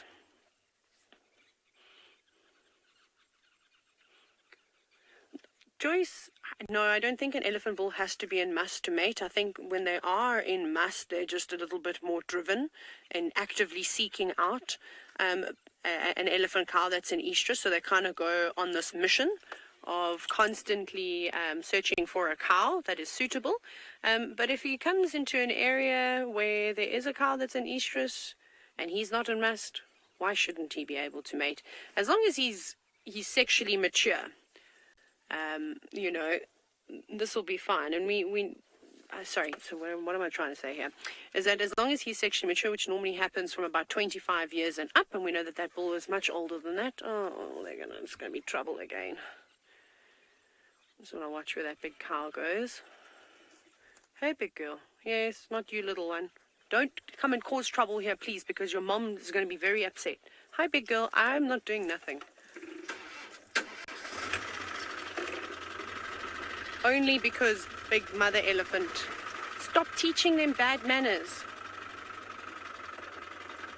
Oh, very exciting. I'm going to watch what happens here, but off we go to Ngala. It seems as though there's a spotted cat and a kill.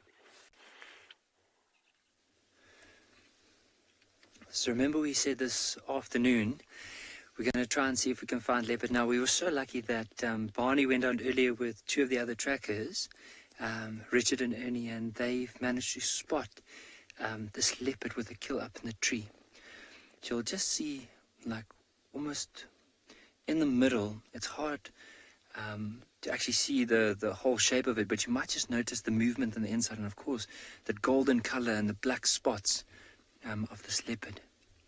Now, it is part of, remember earlier on yesterday, Barney saw what was known as the Shitsalala leap, which is the mother and son and daughter leopards that are often seen together. Now, this is part of that same group. And I don't know if it's the young sister or the young male that's currently feeding off the carcass, but it would be interesting to spend some time. Earlier on, we saw the mom in the drainage line right in front of us. So it would be interesting to see if we give it some time, if this one would move a bit in the open so we can have a better look. Oh, there we go.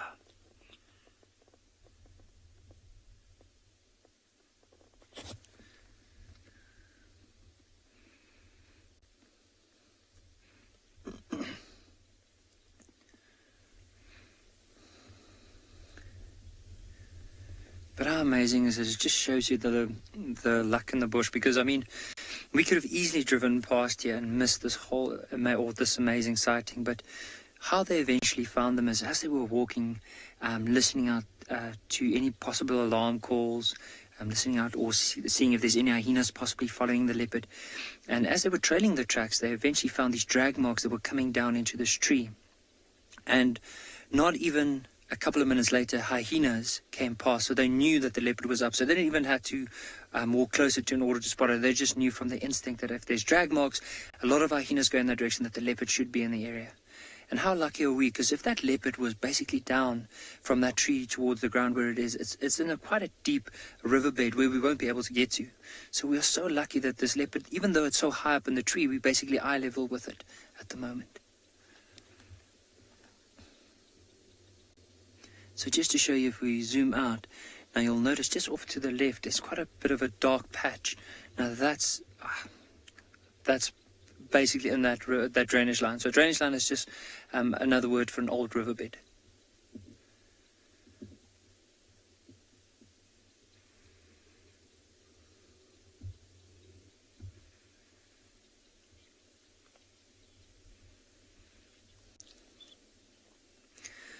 And I can't agree with the viewers in terms of the beautiful golden color and finding this leopard, especially where we are able to see it from here. Now, if we do have a closer look, you can almost see those long white whiskers, how they stained with blood.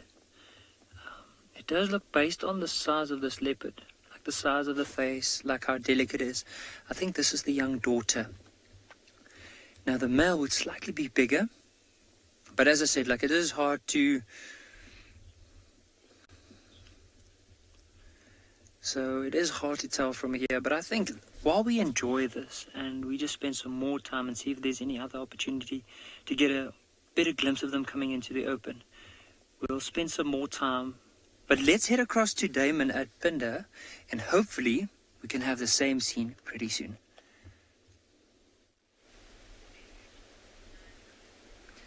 Welcome back, everyone. You've joined us just in time. It seems like Mum has recovered enough that she's even looking like she might invite some play from her little youngsters. Just saw her now stalking her daughter. That's the little one on the left there, the little female. And her and her brother have been busily exploring the surroundings while Mum rests and recovers. And just now, Mum's up. Here we go. A little bit of a stretch. And a look around. Like I said, there's a little bit of daylight left, but with it getting dark soon, she's going to want to find a safe spot to keep her youngsters for the night. There comes the young male coming to greet Mum. Look at that, how cute is that? And just magnificent in this golden light.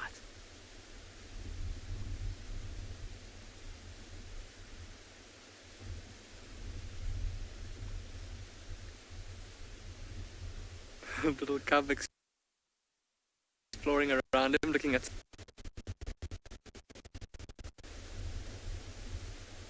And look at how vigilant the mother is. Making sure that there's no danger. I'm going to have to reposition us ever so slightly, everyone. Lisa, you're saying it's so cool to see cheetah. Lisa, I completely agree with you. And it sounds like we've been having a pretty spectacular day so far, with all the big cats, lions and leopards and cheetah. There we are.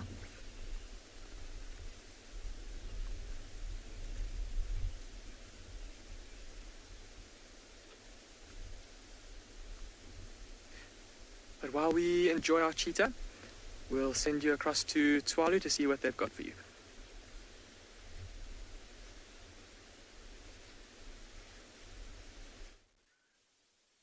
So we're doing a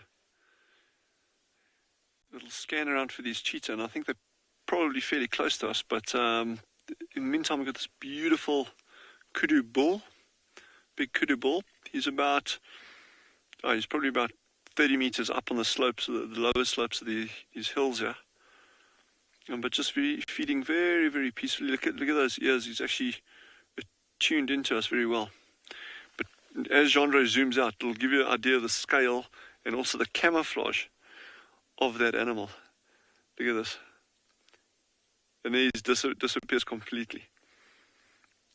So in a straight line from us, that is probably about 380 yards or 380 meters maybe slightly less, 350 meters. And again, that just highlights the incredible camouflage that animals have on these hills. And when you see these hills from a distance, you don't realize just the sheer amount of life that they're actually harboring at any given time. And that's a 250 kilogram antelope standing up there with a big set of horns. You know, who knows what else is out there? Caracal, leopards, rock rabbits, klipspringer, which is another little antelope, mountain reedbuck. You know, there's all sorts of things. Owls. There'll be lots and lots and lots of spotted eagle owls up in these hills.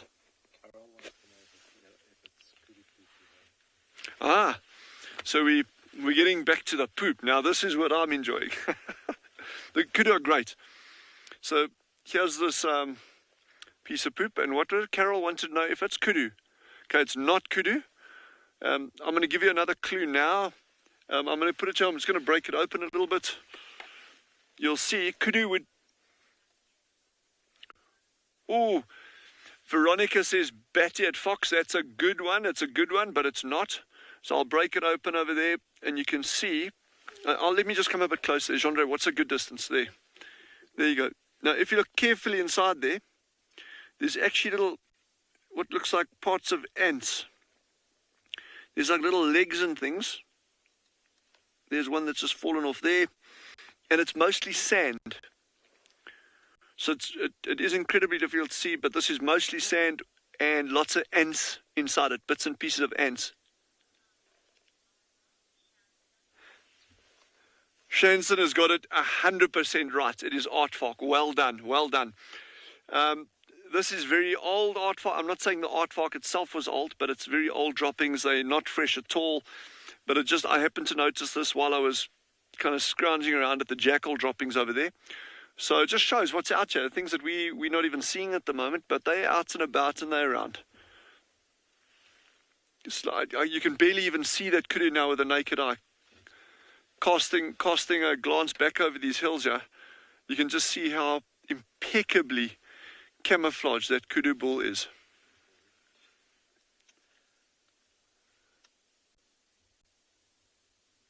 Look at that, brilliant.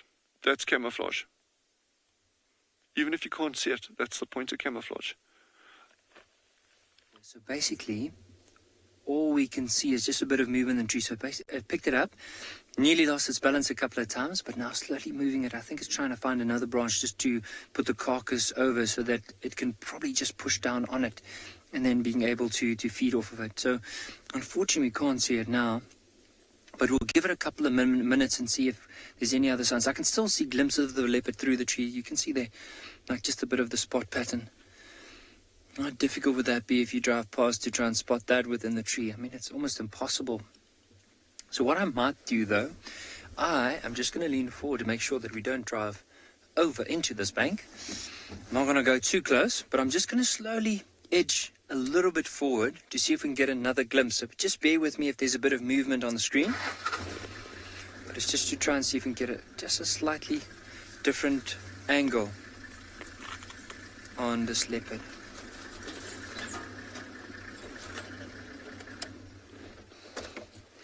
Alright, so let's try. There's not much we can see from here, but you can see the leopard, like definitely inside, and I think it's just resting at the moment.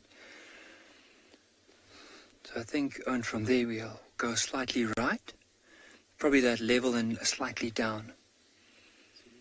Yeah, so a little bit down. Oh, there we go. You might see the back of the leopard.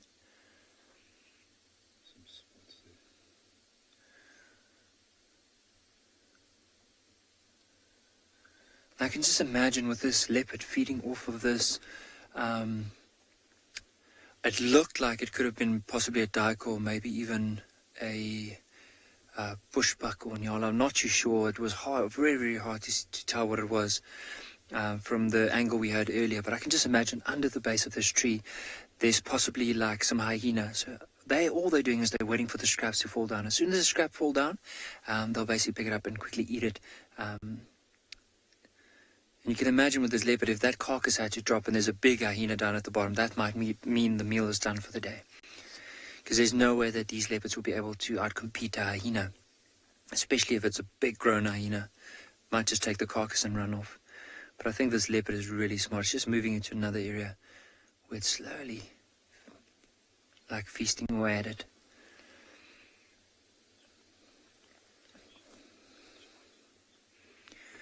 So while we enjoy this beautiful leopard up in this tree, we'll give it a couple of minutes and maybe see if we can reposition and get another glimpse of the mother possibly. We're going to send you back to another animal that looks almost like a leopard from a distance. Instead of having the rosettes, it actually has the spots. So these cheetah were probably lying about 100 meters away from us while we were watching those kudu. So, but anyway, great job to the trackers. They got them. And I think we found them in the nick of time. The royal we, of course. The trackers found them in the nick of time because they just starting to get active. And this is a really fun time to begin watching them. So this is one of the youngsters. And Mom is the one lying that's just looked over her shoulder. Yeah, that's Mom on the far side now. And the temperature's dropping. It's actually been quite a warm day today. But as the temperature starts dropping, they're going to start moving and hunting. Jandre and I were very, very privileged this morning. We actually viewed these cats earlier, but in a completely different area, probably about 2 kilometers away from here. And just rolling around and grooming, and it was just incredible viewing. So that's why we thought, well, since we know more or less the area that they're in, we'd come back and give it a bash for this afternoon. But I don't think it's going to be too much longer before they actually get up and start actively hunting now. The nearest warthol to here, about 1 kilometer in a straight line. So they may go down there.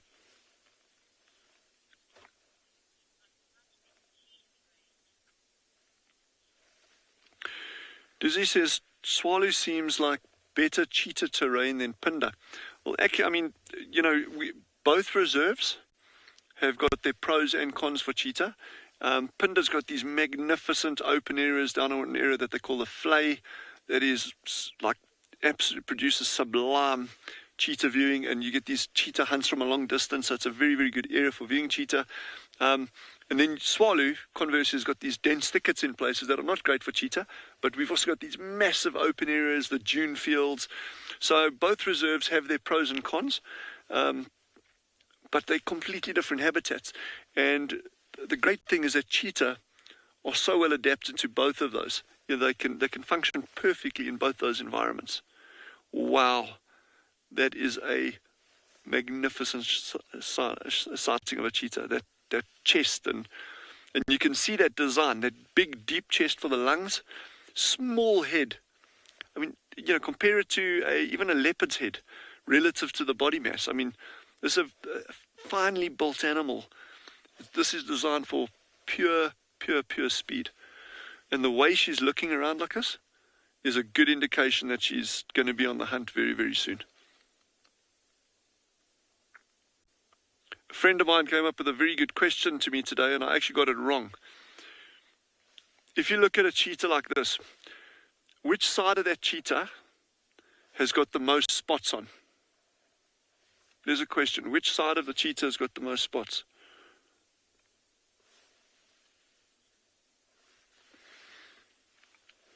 You know, think about the answer and come back to me later when you got it.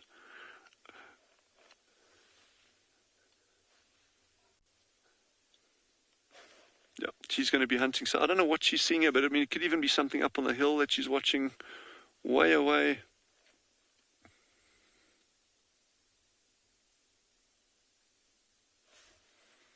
And unfortunately, you can't hear it with the mics here at this distance, but they've got this loud purring sound. They make a beautiful to the mother.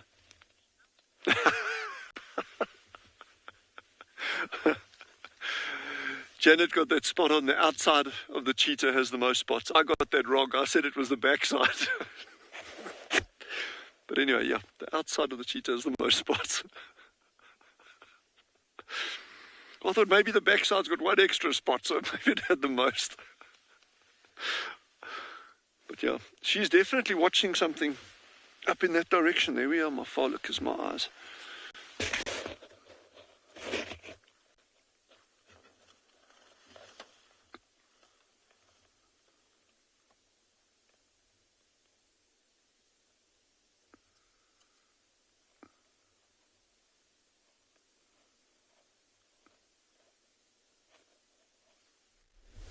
Mom and her two little ones look like they've settled down, and I think that just based on where they're this afternoon, Mom's already twice to catch some impala.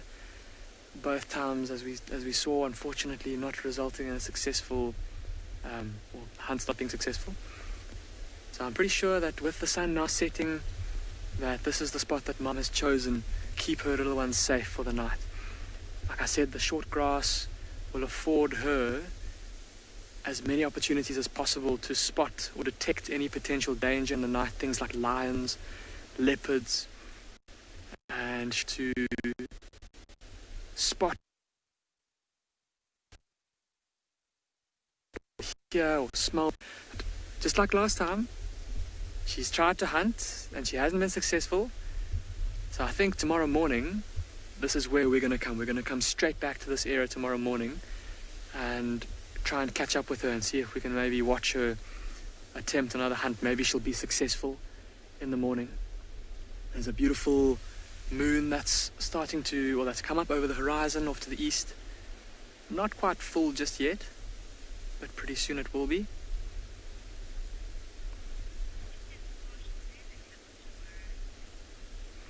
Emma's just saying that apparently tomorrow morning there's apparently supposed to be a partial moon eclipse. I did not know about that. I have to research and maybe even try and film it, depending on the weather and if it will be visible nicely from the areas that we're driving in. But what a special afternoon it's been with this female cheetah and her two youngsters. Just amazing sighting that we saw, watching her try to hunt. Alright, we're going to leave this mother cheetah now with her youngsters, let them settle in for the night. Like I said, we'll come back here first thing tomorrow morning. We're going to head out, go see if we can find some lions for you. And in the meantime, let's go and watch the sunset in the company of elephants and Taylor.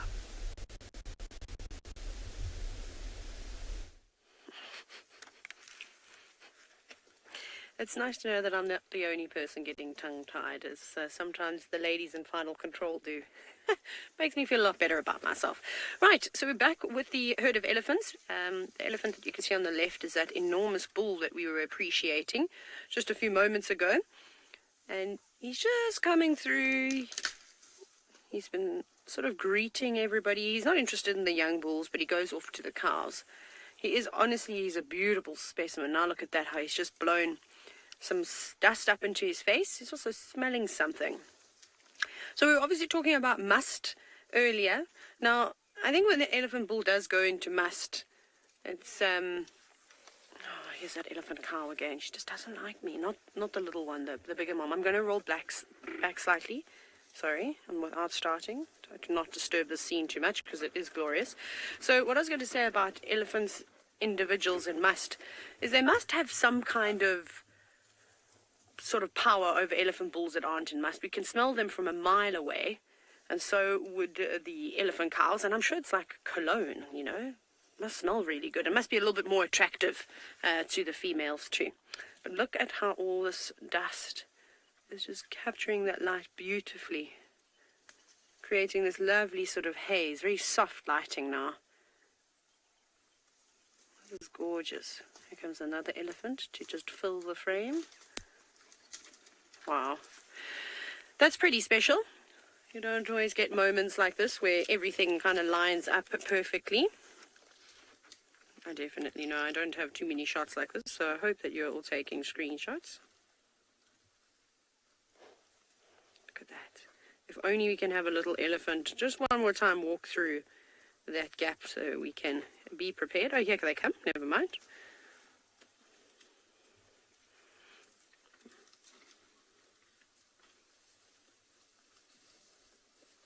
I'm sure you can also hear all the movement through the grass.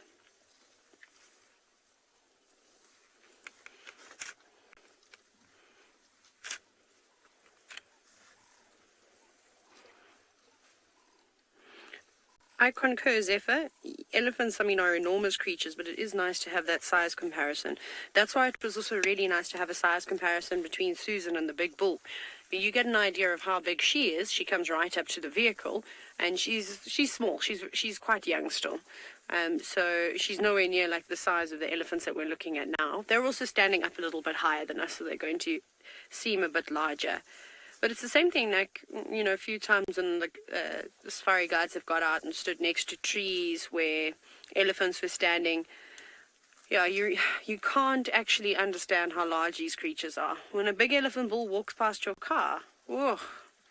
I mean, it's the most unbelievable feeling. It's a very humbling experience because, you know, at a moment's notice, if he wanted to, he could turn you over, but he doesn't. So that's always really special. It's a really special moment. We had Kumo just before I went on leave. He walked past the vehicle, and it was, I actually don't have any words to describe the way that I felt when he moved past the vehicle. Wild Earth relies on support from viewers like you to carry on broadcasting our daily live shows. A small donation goes a long way in helping us on our mission to connect the world with nature. Please visit our support page to see how you can help and become part of the Wild Earth family. Which side? So this cat is now actively looking for prey. We determined that what she was looking at on the hill earlier are a number of different groups of kudu. It's unlikely that she's going to move up there and try to go for those. It's not impossible, but I don't think it's hugely likely. There's hardly any wind now. This wind has just dropped completely. So there's the most gentle of breezes. And the problem with that is it just swirls in amongst the bushes rather than being consistent from one direction. And these cats do use wind to hunt. It really aids them a lot in terms of not disturbing prey. But with a breeze like this, it's so soft. I mean, she could actually go any direction. My gut feel is that she's going to head out in the direction that she's looking now, but a little bit more to the right. But I've got nothing to base that on. So I just wish you were able to hear now the purring that's good. Just imagine a cat at home, those of you who have cats, but it's just like amplified, much louder purring.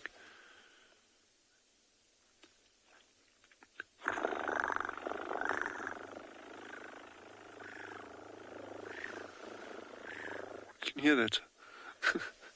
That's what it sounds like. That was one of my better animal noises. Sometimes my animal noises are horrendous.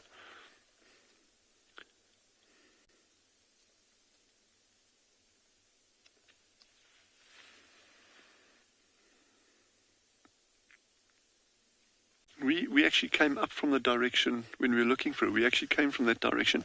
We didn't see any obvious signs of prey. Things like springbuck, impala, steenbuck, but we could easily have missed those. Very easily have missed those. And again, I mean, she's not completely reliant on larger game. I mean, she could be catching hares. Ooh, good stretch. The upward cat.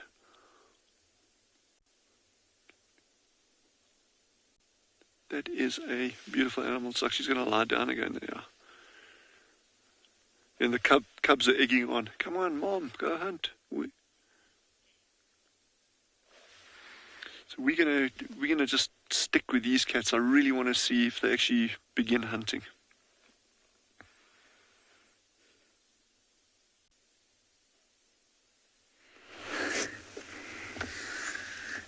What a stroke of luck we've had. There is Shidulu, the leopardess.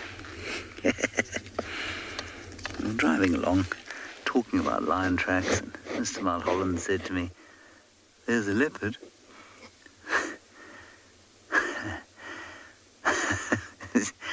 As if it was entirely, what we see at this time of the day, every day.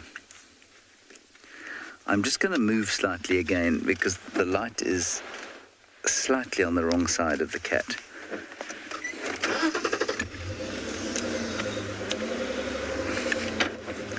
Go ahead. Yeah, affirmative, I'm live. Go ahead with your message.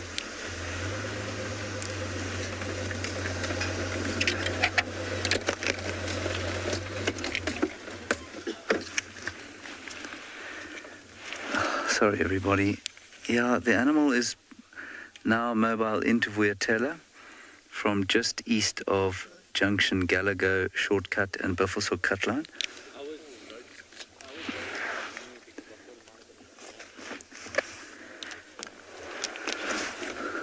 Sorry, everybody. Right, so this is good news because she's heading into Djuma.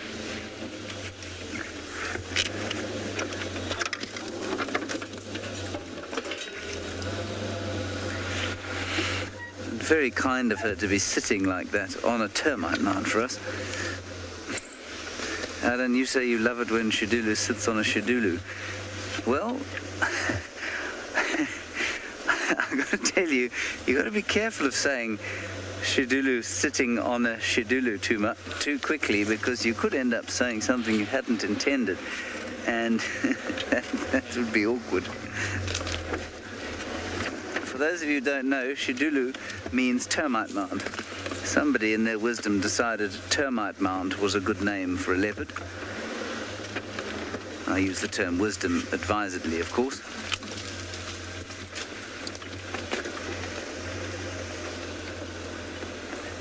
She's stalking something. I wonder if it is a bunny.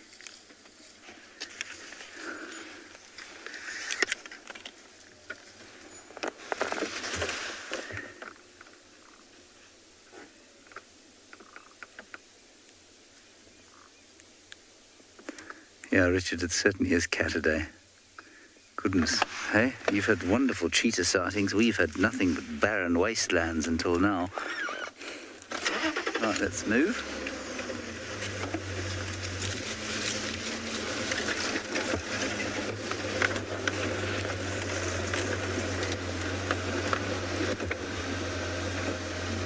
Right, apparently it's so Catterday-ish that this is not even the most remarkable sighting we have. Let's go to Phinda quickly.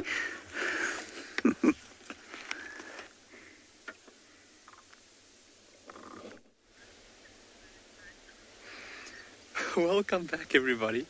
So from hunting cheetahs to lions in marula trees, and now the ever-present conundrum of how to come down. Look at this young male lion. He looked like he wants to come down, and then he almost looked like he pretended that he didn't really want to, just to, almost as if to save his dignity. No, I didn't really want to come down. I'm just feeling my way down the tree. So, having a look through my binoculars, everybody, and we can use the zoom of the camera, you might just be able to make out the scruffy manes growing around both of these young males' necks. And these are two members of the Bayala pride of lions.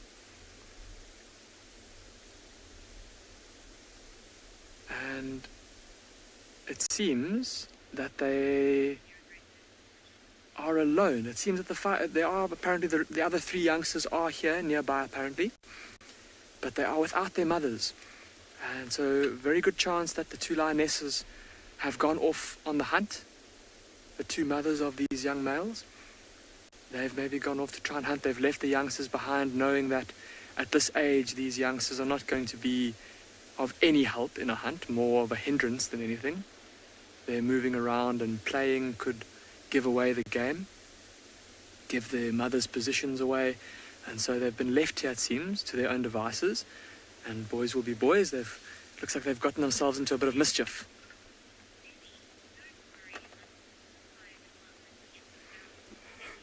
Debbie, you say you've called the fire department to come and get them down. Debbie, I hope that those firemen that are on their way have got very strong Kevlar suits, because I think trying to grab a lion out of a tree, I think that, yeah, you'll come off second best. You might get bitten and scratched and clawed. I mean, imagine what a domestic cat does compared to a young lion. Many, many, many times the size. But for these young lions, just imagine the view that must afford them. Looking at the bush around them, can you see how it's quite dense? So by climbing up into those trees, they'll be able to see for a long distance all around them. Not only that, but I think there's a degree of fun in it for them too. They certainly, when they jumped up, they looked like they were enjoying themselves. Oh, here, he's going to try and come down again. He's overbalancing. Shame. Now, of course, for these lions, coming down is not going to be as easy as coming out of a tree for something, or for a leopard, for example. Leopards, of course, with those fantastic locking wrists that enable them to come straight down a tree face first. For this lion, he'll have to either jump or come down face first.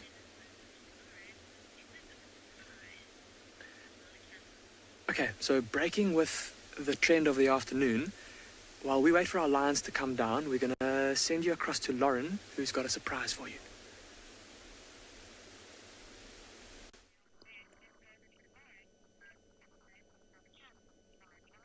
I do have a surprise. This is not a cat.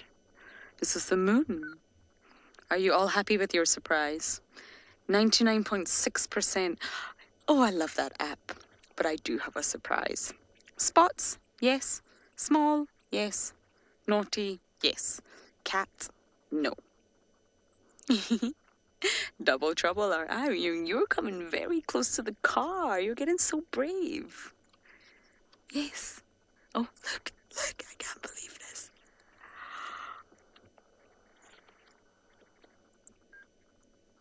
Oh, what is this big thing? Probably smells terrible, doesn't it? Or maybe it doesn't. Maybe it smells delicious to you know.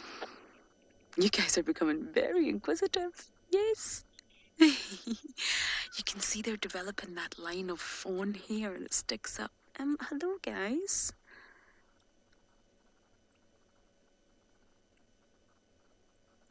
You're going to be biting my tires before I know it. I love you both very much, and so do many other people around the world. That was so incredible. Oh no, I think we've possibly driven through delicious scat, BK. You smell that? And I think it's probably on our tires, which makes us very interesting. Veronica, you're right. These are my new good shoes. I cannot risk.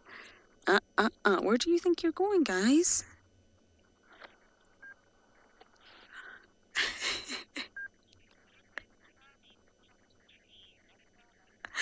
Okay, well, I've lost these little cubbies under my car. Smells awful, but we are going to send you over to a spotted cat up a tree at Ngala.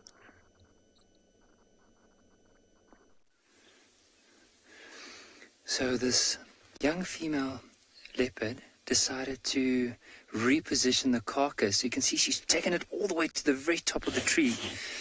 And it'll be interesting to see what she's going to do from here, because it's just like at the very top there's not a lot of grip. So one wrong move and she might even fall out of the tree with the carcass. So let's just see how she's going to try and maneuver this. But this is just such a special sight. I can't believe it.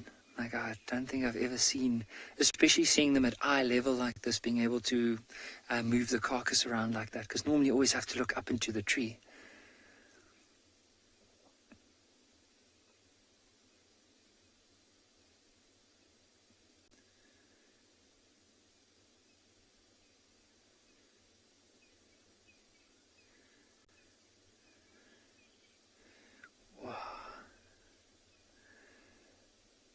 But how comfortable must that be? Like, I mean, she's just lying down on those leaves on top of the branch. But look at how she's just cleaning her lips, like all the blood around her face.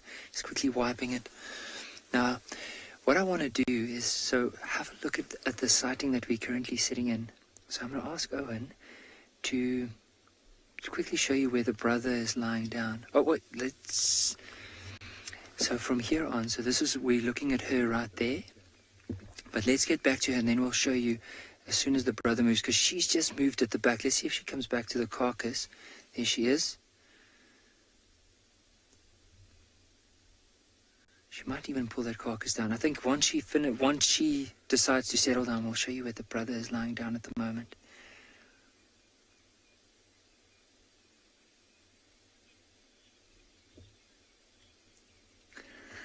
Said I can't agree with you more. It is definitely high tea time with leopards. So I think, Owen, this female's going to give us a little chance. Let's maybe, so basically from where we are sitting now, so early on, the young brother decided to come and lie down just behind me. So I'm just going to focus just to show you where the young brother's lying down. There he is.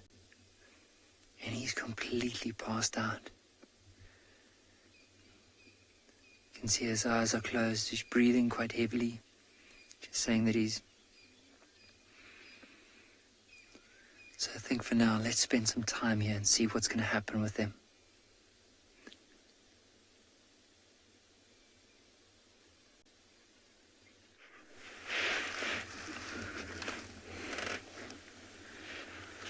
She's hunting something here. She came running round the corner, jumped over a log, went round a termite mound, and then she sat down, and there she's waiting. I suspect it was something like a steenbok or a duiker. There, look, whatever it is, it's moving.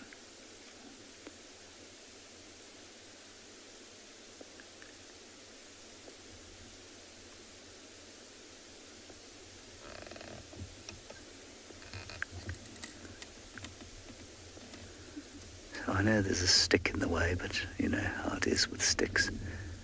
We just don't want to move too much. If I move forward, I'm going to block the view of the people next to us. And also I could disturb the hunt.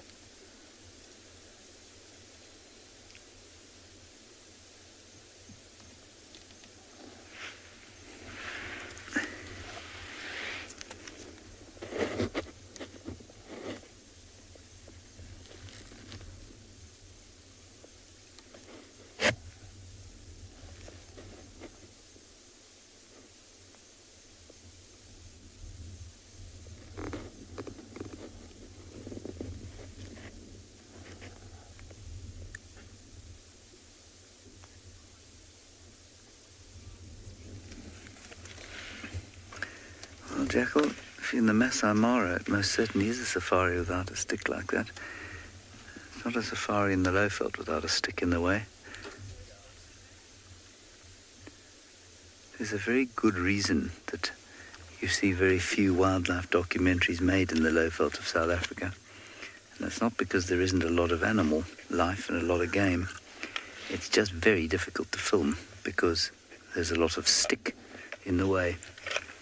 And so you'll see a leopard stalk and run, but inevitably, if they catch something, it's behind a bush. Same with lions and wild dogs and everything else.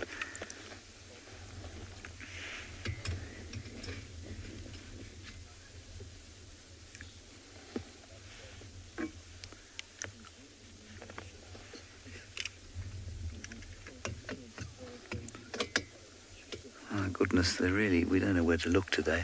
Back to the Kalahari.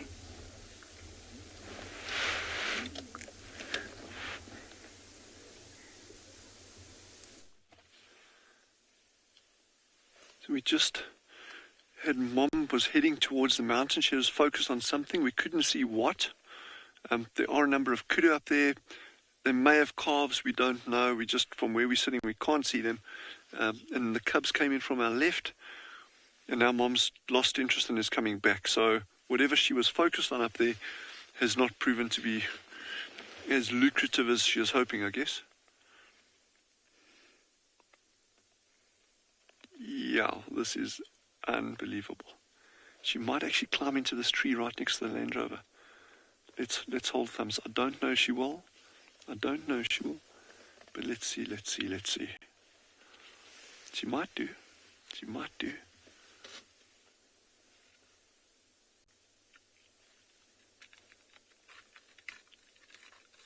Sharpening the claws.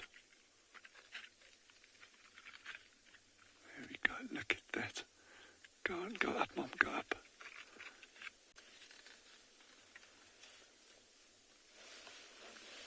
Yeah, this cub's going up the tree. And there you go. Great example of cheetah not climbing trees. I think that settles that. But remember I was saying when I was in that tree earlier, I was saying that trees that are at a slight angle are easier for them. So they're not nearly as adept in a tree as leopards are, but certainly they will go up trees occasionally. And these are sitting about 5 yards from us, literally. I mean, they're right here. But it was just really, really good to see the mom sharpening her claws like it. So even though they stay out the entire time for a running, it's still, they still need to be maintained, kept in good condition. Lizzie says cheetah are spectacular, and that they are. There is no question about that. I mean, everything about these cats just screams perfect design. Except when you step on a thorn, but that's not their design, that's the problem. Wow, wow, wow, wow, wow. How cool was that? And that was right here. This is like 5 meters from the vehicle. That was just like awesome. I'm just going to turn around and see if we can keep following these cats. Yes.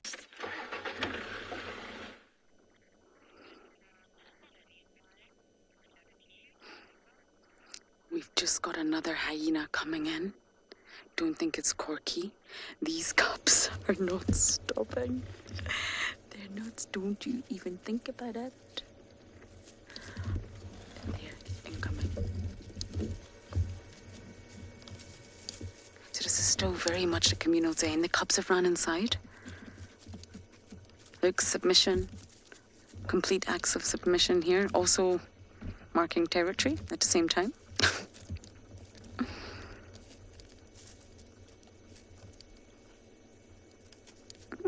Greeting ceremony about to commence.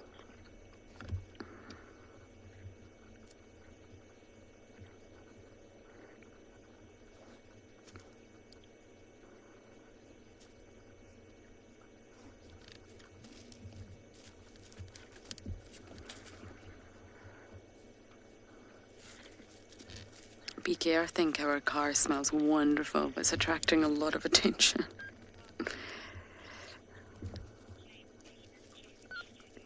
Oh, my hyenas are nice and calm here, but it appears there's some hyenas chasing Shidulu.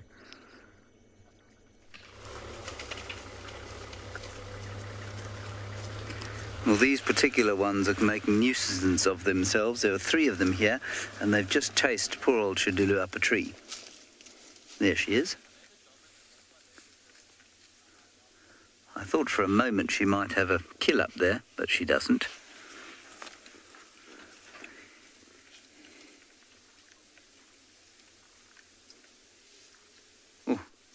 She's just so lovely. I love the colour in her eyes.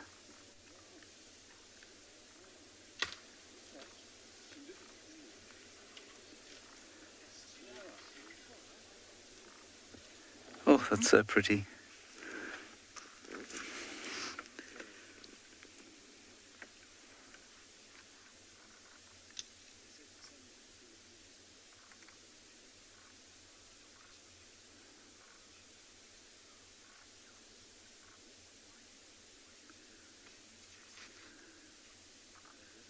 Oh, those eyes.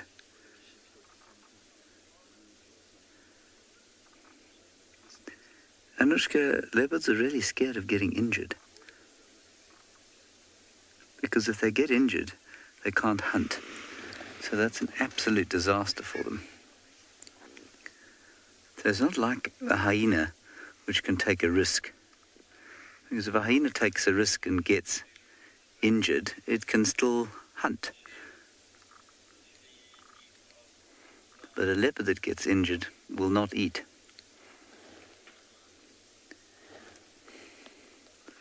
Morgan, I think let's go in as close as we can here.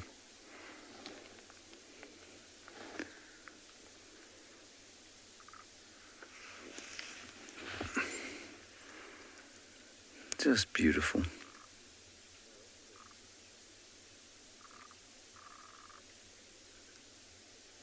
She's watching the hyenas which have walked off. And she's just got the very last bits of light that there are in her eyes, and that's why they're shining so bright like that.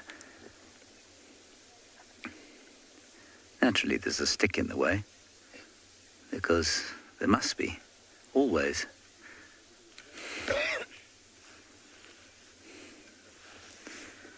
Gotta have a couple of sticks.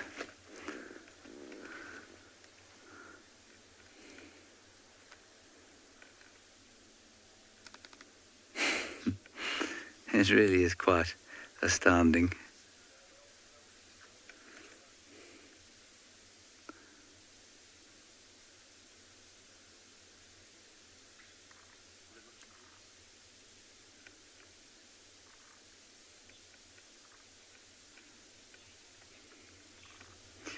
John, the safari will continue until 6 o'clock, and so it will be dark in this part of the world, but where Dylan is in the Kalahari, it won't be dark yet. So yes and no. Very unsatisfying answer.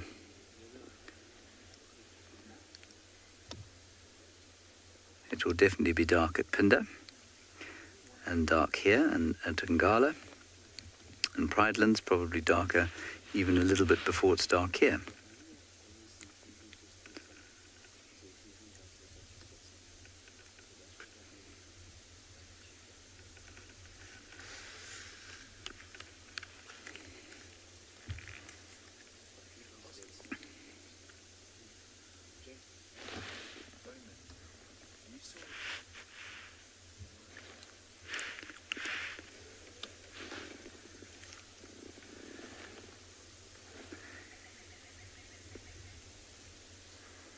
Just watching to make sure that those hyenas leave her alone. Yeah, George and Jack, she's just wonderful looking. And you know, I'm very poor at identifying leopards. Say that hand on heart. But she's pretty distinctive, this one. 5-5 spot pattern and very distinctive eyes.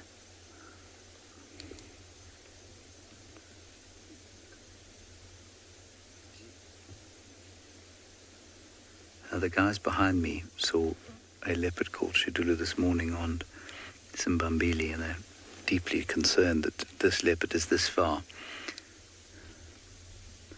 So I'm just going to go and have a quick chat with them to confirm it, and you head off to Ngala.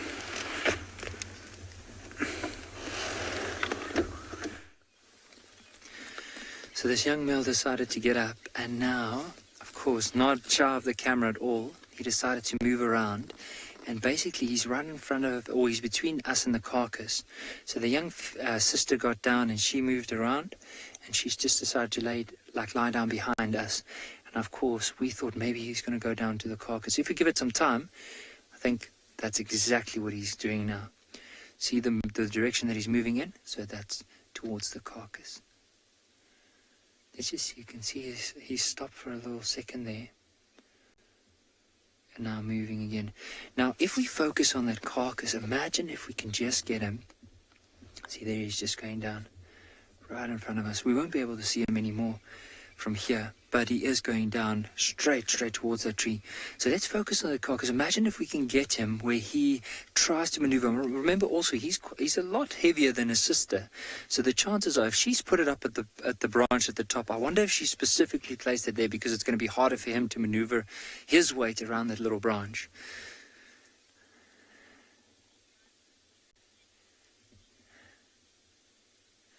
So I think while we're going to spend some time here and see if this young male eventually gets up to where the carcass is, we're going to send you across to see how hyenas would interact with one another.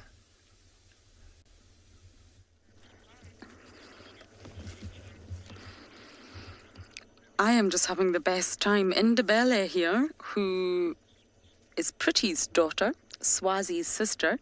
She was born in September 2018, so coming up for 2. Still a youngster, still a sub-adult, not sexually mature. Just tried to eat my shoe. Oi, what are you doing? There's a lot of rough play here. But Ribbon is very accepting of Ndebele. Pretty's no longer with us, and Pretty was high ranking, which means that Ndebele probably is in a good position as long as she acts submissive to Ribbon.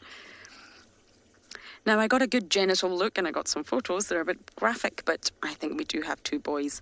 And one, the spot pattern of one is much more visible than the other. One is still quite dark.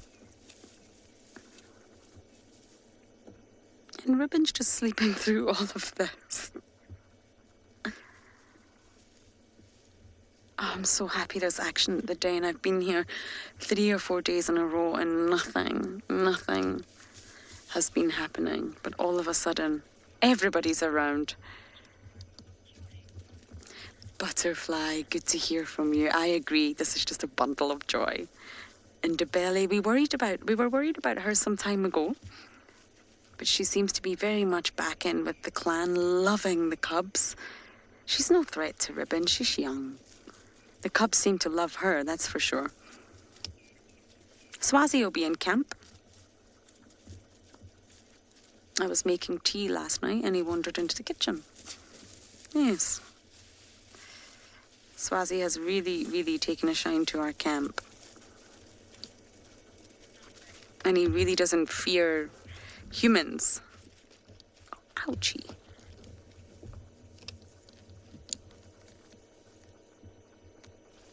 Ouch.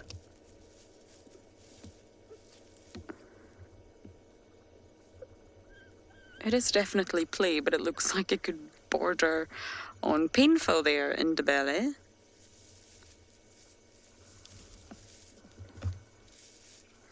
Ribbon's probably thankful that there's someone else to entertain these 2 bundles of trouble.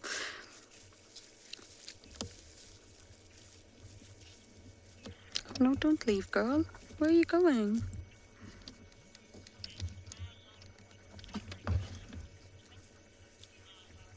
Lara Moore, good to hear from you as well. Yes, this is very rough, isn't it? Rough play, shall we say? But I guess that's how the hyena cubs learn. Hyenas are incredibly resilient. They have to be strong.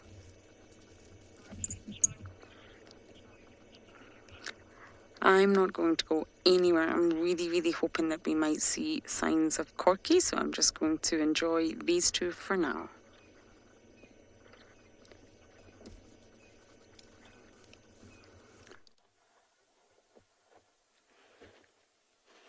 So we've just taken a moment to appreciate the moon. It's not quite full.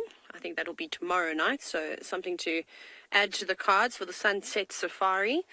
I'm still really wanting to line the moon up nicely with an animal. That is really a dream shot, but we did try and work it earlier to have this moon rising between a dead tree, but it didn't quite work. It worked a little while ago, but that's actually not why we're sitting here, even though it is nice to stop and look at the moon, is that there is a lioness that's laying in the grass, but you can't see her. So we're on lioness watch duty, but I shall entertain you with other ways. So the reason why I'm not going to just go off to where she is, she's quite nervous. It's that young lioness that we've seen before. Can you see her? Fred says he can see her. No. Oh, she's there, somewhere, behind the bushes. But we're waiting for her to sit up. But you might remember her. She was with the 2 young males on the buffalo kill that we had a few weeks ago.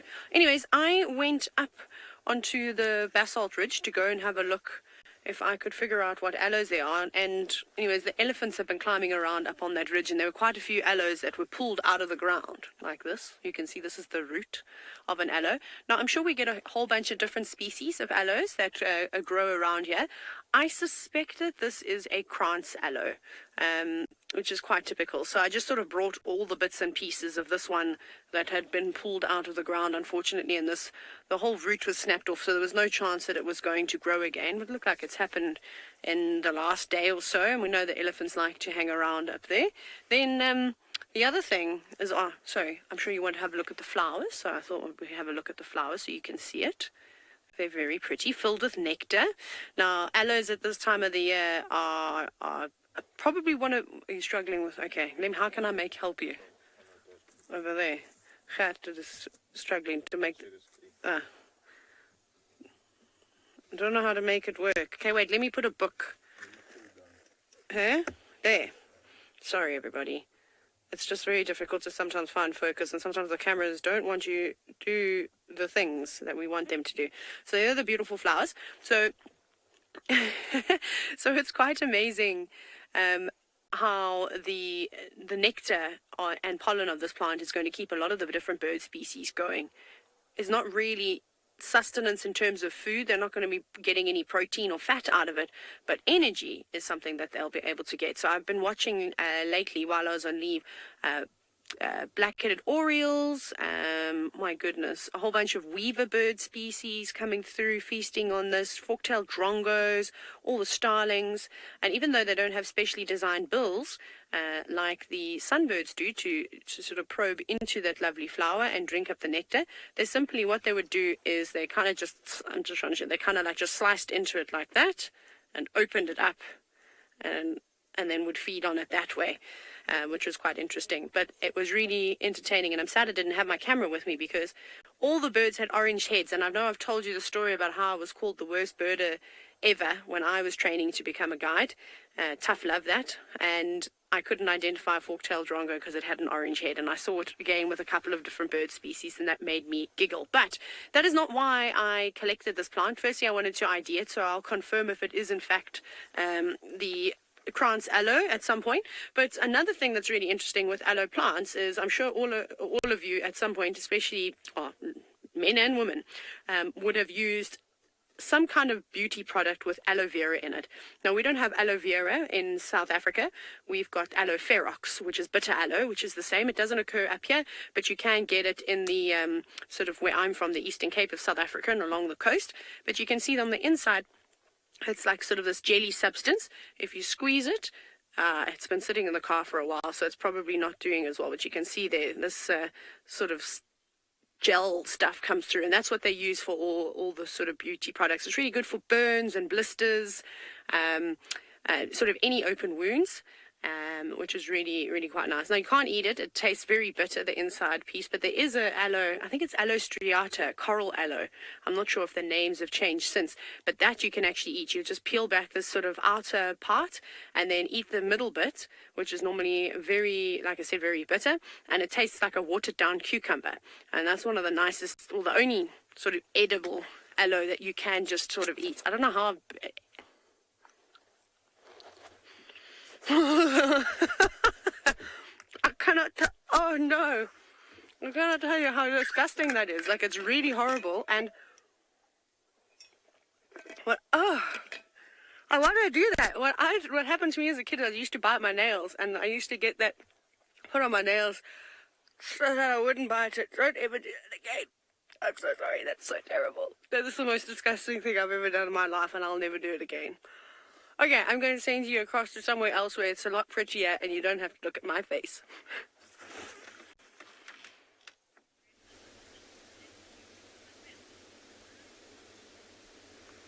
So our two young male lions have jumped out of their marula tree, and we've followed them into this patch of long grass. But before we show you the lions, have a look at this magnificent scene.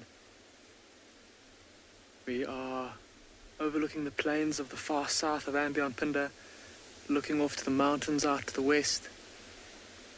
And if we just look down a little bit closer to the vehicle and go into infrared, you will be able to see that we've caught up with all 5 of the young male lions of the Biola Pride, and they seem to be making their way back towards a bit of a ravine. And this is, remember earlier I said that their mothers had left them to go hunting, and apparently that happened sometime this morning, speaking to the other vehicles that were in the area. So it looked like these youngsters took themselves for a little bit of a walk, walking around, exploring and playing, but now they've come back to more or less the spot where their mothers left them, just so that when the lionesses do come back, they'll be able to find them pretty easily and without too much of a hassle. How magnificent is that, though?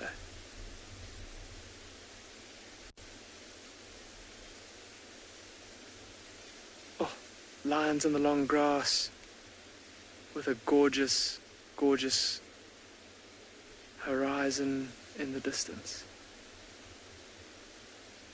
And now it's a waiting game for these little guys. They're going to have to wait until their mothers come back.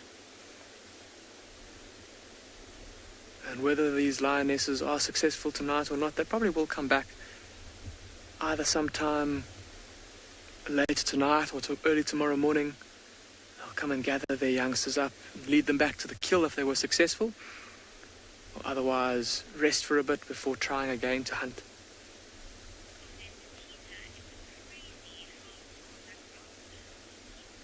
Peter, you're saying that it's crazy how long this grass looks.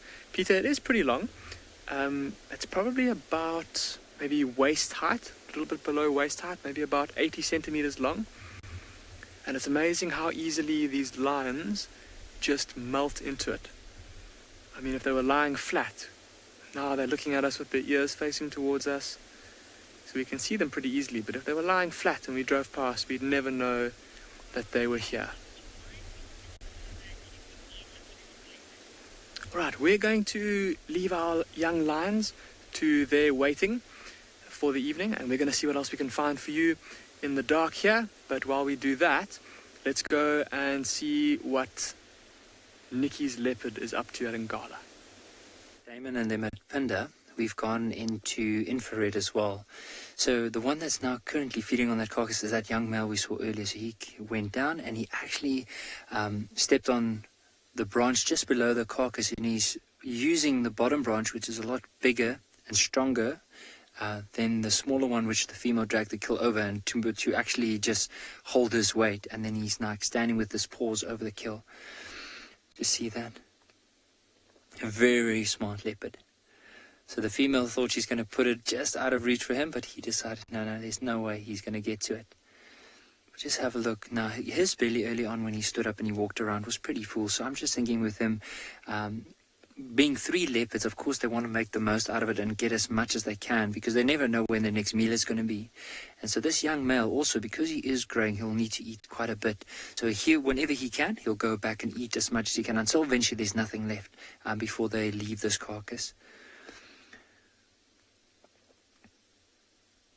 I'll try and be quiet. I'm thinking we might even be able to hear some of the bones crunching, or like the way that he might just cut through that skin to get to some of the softer bits of meat.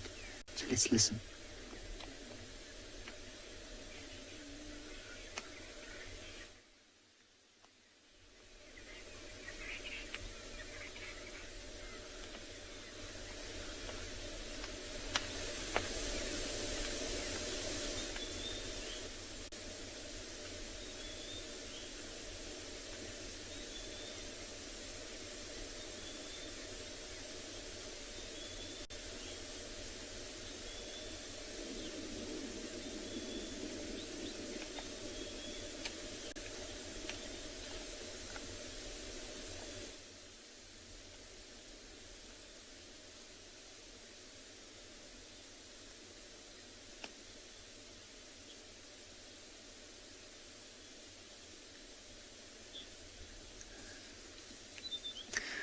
So I think what we're going to do from here is we're just going to spend another couple of minutes with this young male leopard and just appreciate it for what it is, watching it being full moon, listening to some of the birds slowly starting to creep in for the evening.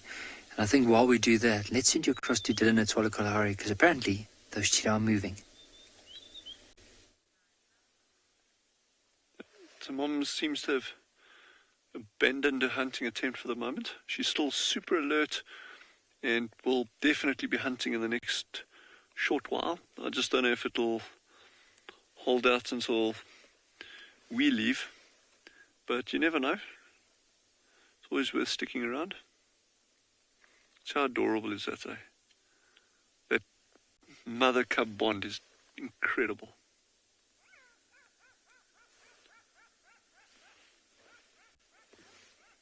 Got a jackal calling behind us here. We can't see it. He's probably 100 yards away, but a jackal calling very, very actively. That's what's drawn her attention. But that could also indicate, it either could indicate that that jackal can see her from wherever he is, or it's actually maybe watching something else.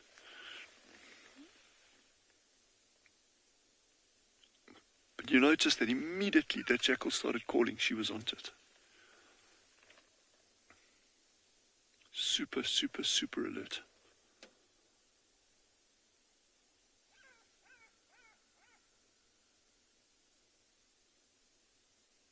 I mean, and, you know, we focused on the cheetah, but you could get leopard rocking up as well. Oh, we're going to head over to the hyena cubs. Well, we've still got a bit of light that side.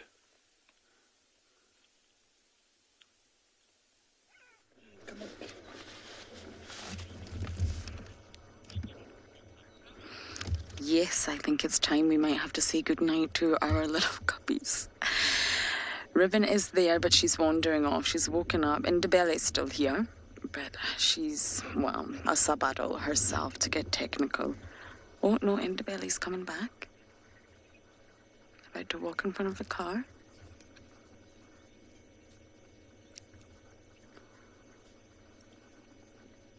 Hello, girl. Are you going to come and visit us in camp tonight? I'm sure you are. When it gets to this time of night, hyenas are primarily nocturnal, just like lions, just like leopards, which means they do sleep a lot during the day. And then they will, once that sun starts to go down, they will wake up. And that's Ribbon gone, and that's Ndebele gone. So we will need to leave, I'm afraid, which is heartbreaking. We can give you one last view of the gorgeous scene, the termite mound, the cub, and the full moon. Isn't that beautiful? BK also needs to go into IR now. So the picture is going to go from beautiful to still beautiful, but black and white. There we go.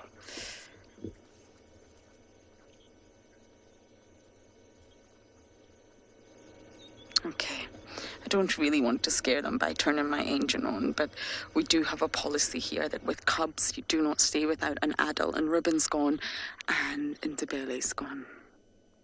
So we must leave, and I'm sure as soon as I turn my engine on, they're going to scatter in. Bye, little ones.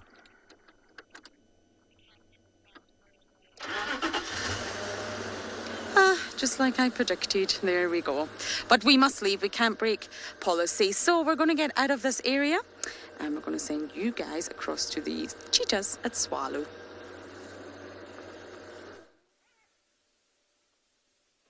This jackal is still alarm calling behind us over here. Mom is just now constantly on the alert looking around, so I'm not quite sure what's going on here. We just don't want to move in case we disturb something. Because, it could get anything. It could be a leopard that's moving in from that direction. It could be a spotted hyena. It could be another cheetah. We don't know. But I think for us to spend time here is far more valuable than trying to move off on well, it wouldn't be a wild goose chase, it would be some other species. But the fact that Mom is very, very, very much aware of those jackals calling and that alarm calling, that tells you that there's something else going on down there.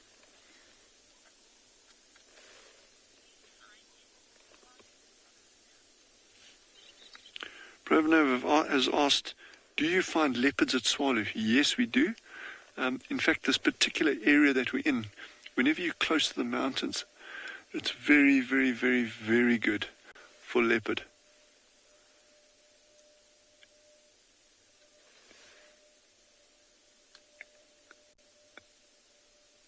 We can actually hear wild dogs calling in the far distance.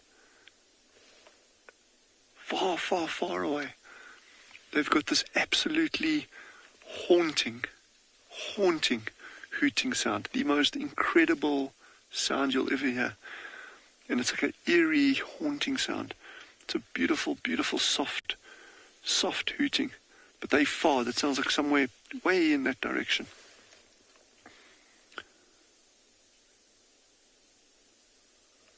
I love this time of day in the bush. There's always this like sense of expectation. Things are starting to wake up, all the night things. Even Gendre is waking up now. Gendre.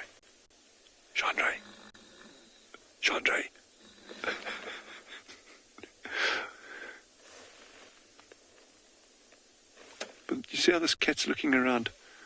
She's very, very, very much alert. Yes, it would be mind-blowing if something else came popping along now.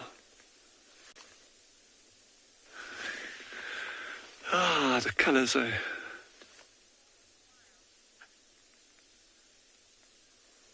Yep, Butterfly says the call of the wild is precious. It really is, eh? For all you book fundies out there, that's the title of a well-known book by a guy called Jack White from many, many years ago, The Call of the Wild.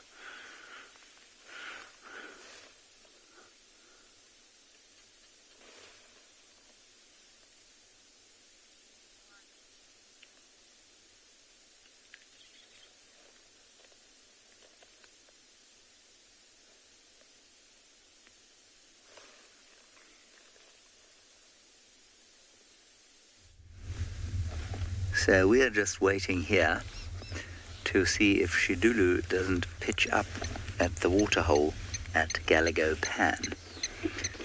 She headed into the block that leads down here, but it is so impenetrable that I, in fact, did not even consider trying to drive in after her, for I would have lost an eye, broken the car again, almost certainly.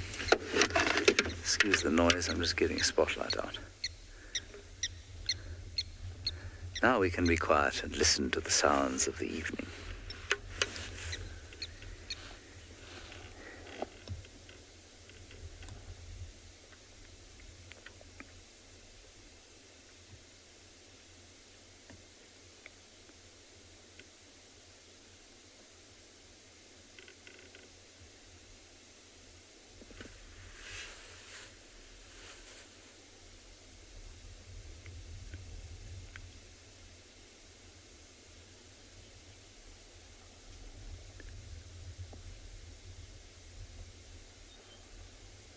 Just very quiet crickets, one or two scrub robins.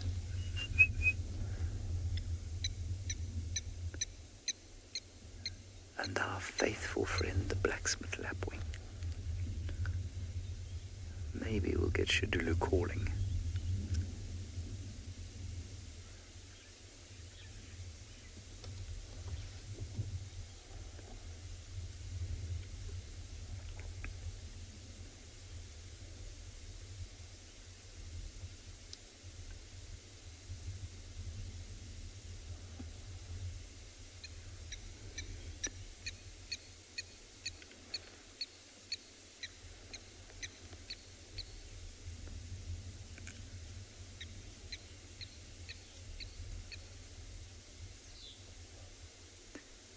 Let's now go over to Taylor, who's found a very cute nocturnal creature.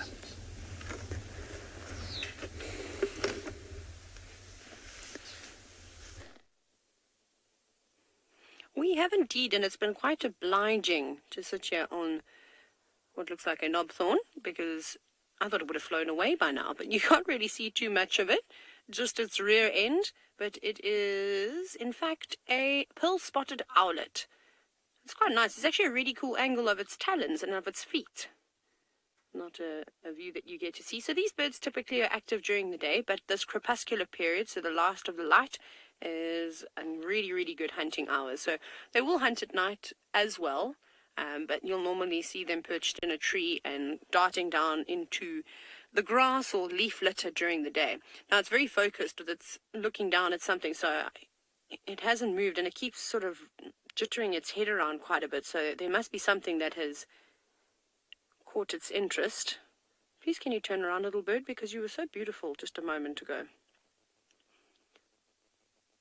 I wonder what it's looking at. There's not that many insects around at the moment, so I don't know if it's maybe a moth or maybe a grasshopper, but look at those feet. It looks like it's wearing shoes that are about 10 sizes too big for it. And they can, and sometimes will catch small mammals, so mice and even some small birds, smaller birds too. You can imagine if this little thing over here were to catch a bushveld gerbil, for example, it would be almost the size of it. Got really, really big feet. It'd be very nice if it does fly down and catch something and we can watch it eat. It'd be great success. It's actually been a very pleasant afternoon out here on safari. Lots of action all round. Come on, you want to turn. Linda Poley, my old friend, yes. I'm glad that you enjoy these birds. They are lovely. Sorry, that's just me shuffling around, taking the spotlight off it. It's also quite pretty with the sky. It almost looks like it's blue. Come on, turn around just one time for us. We don't always get to see them. We've been seeing a lot of southern white-faced owls. Not so many barred owlets. But there's also a pair of pill-spotted owlets that lives in a knobthorn. There we go. Knobthorn tree above my tent back at the eco training camp. And they sing their hearts out all night long and all day long. I actually don't know when they go to sleep. And you see there how it's moving its head side to side, side to side. There it goes. Darted down. Oh, it's just flown to the middle of the tree. I don't know if you're going to be able to see it. So kind of in there, you can just see the branch moving around. So that's where the owl is. It's going down. Stay like that. I'm going to drive forward. Sorry, so I'm just sorry for the shakiness there. I can see it moving around, so I'm just seeing if we kind of go around the tree. Oh, there it is. Do you see it? Just a little bit lower down to the right. There we go. It's fluffing its feathers. Sorry, I couldn't have parked any worse with all the branches. Samantha, ooh, a live kill, almost. I don't think it was quite successful, but it's now trying to hold onto this flimsiest twig. Come on, little bird, you're small, but you're not that light. But perhaps a little bit of a better branch to sit on. There it goes. That was quite a nice sighting. It did look like it was a bit out of its depth there with flying. I wonder if it was a young owl. Nah, I don't think it was. It was quite funny. I think it just chose the wrong branches to drive on. Oh, bush baby. This is exciting. Okay, I'm going to drive a bit forward. That was quite good timing. There's a bush baby in front of me. You can't see, but in that tree. Now, every time I've had bush baby sightings here, they've always been really fantastic. So I'm just going to try and sneak. Don't you dare jump out of that tree, bush baby. I'm going to do the sneak attack, the roll on in. And then I have to remember that Gert is a lot higher than I am. And there's one branch here. Can you see it, Gert? It's just up there. Oh, yes, we should get a really good view of it. There we go. Ooh. There we go. There it is, just sitting in another knobthorn. So there we have a little lesser bush baby. So this seems to be where it's all happening tonight for the smaller creatures. Again, I like to eat insects. Sorry, I'm going to rest my hand and keep the torch a bit stiller now. But I'm going to have to change its diet quite a bit and feed on some gum. I'm sure that there's lots of actually acacia species of trees, or Weichelia trees that are around here now, and they exude the most tasty gum. Don't eat an aloe, little bush baby. I'm telling you from experience, that is the most vile thing, and I don't know why I did that.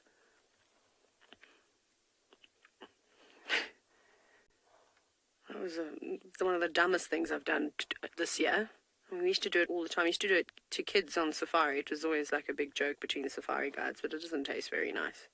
I almost got sick. Also looking for something to eat. See that? So focused, not even bothered by us, not even a teensy tiny bit. I wonder if I put my foot on the clutch. No. I thought we'd be able to maybe roll forward a little bit and just get underneath that branch. So I wonder what's, there's not like there's any flowers or anything on these trees that's going to be attracting it to insects. Give it a few more months, coming September, when this tree does, or they could start getting flowers, then you might find lots of insects being drawn to the lovely white scented flowers. Oh, that bush baby did a big yawn. And then it could be a little bit easier in trying to guess as to where to find things like bush babies and jennets.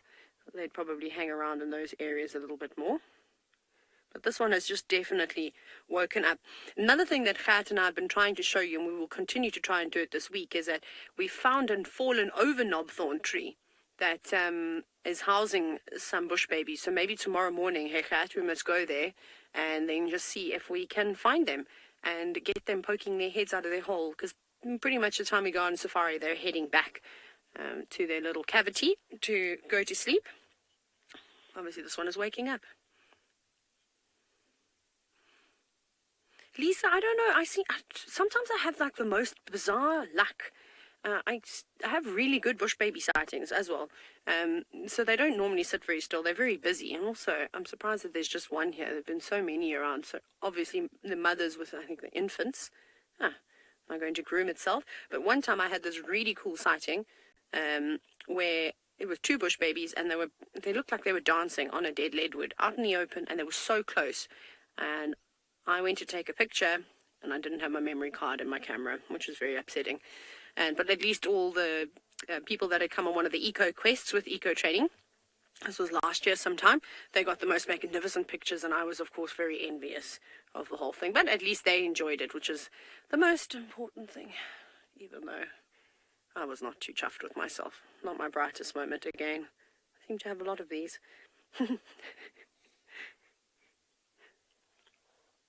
Right. There isn't much light left here, so I can only imagine that there isn't much left at Phinda, but off we go to see the last of the cheetah. No, not Phinda. Tswalu. We haven't lost the cheetah. We are very, very, very close to them. We're just making a loop around the front so we can get a nice clear visual there for you. She's going to cross the road. So I don't want to miss that. Just give us 1 second, 1 second. We're nearly there. Okay. So she should be coming out at about 11 o'clock to us now, give or take. We're just going to move across here and see if she actually cuts across our front here. Yeah, we got them just on our right here. Okay, there we go, coming across us now. Watch her. Wait for it.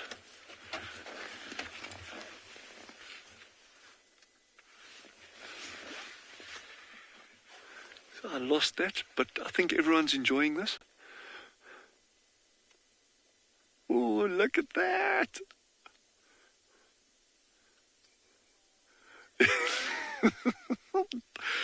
That is the best. That is the best.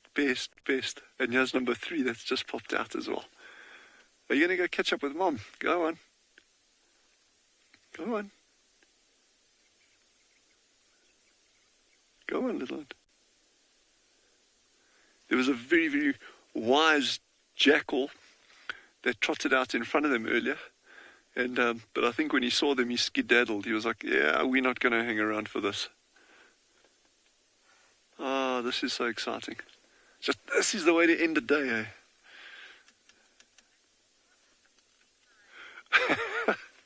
Richard says that was perfectly timed. I had nothing to do with that. That was the cheetah that did everything there. And Jandre managed to get it on camera. I'm just going to go back a fraction now while we're here. Just maybe we see him. We're not going to go through here after them. It's just nice to just look at that beautiful setting there. And maybe we can see them out in the distance. But what a way to end the day. These are the kind of evenings that I enjoy. I think I enjoy every evening, but this is just brilliant. Yeah, and by the sounds of it, our colleagues had some really, really good stuff down in their areas as well. We were hoping for maybe slightly more hunting action, but I'm not complaining with what we had, and I'm sure there's a whole lot of little animals out there, little antelope, that also aren't complaining about cheetah not being too active. Yeah, well, but again, thank you so much for joining us. I really, really appreciate it. I mean, it's always good having you with. We really enjoy the comments, the questions that come through. Some are fun, some are like really deep, some are interesting. It's just all good stuff. And yeah, from our side, tomorrow is going to be another day out on the African savannas here in the Kalahari. And yeah, please just stay safe tonight. Go read up, think of some more cool things to chat with us about tomorrow. Have a good rest, stay safe, and we'll see you tomorrow.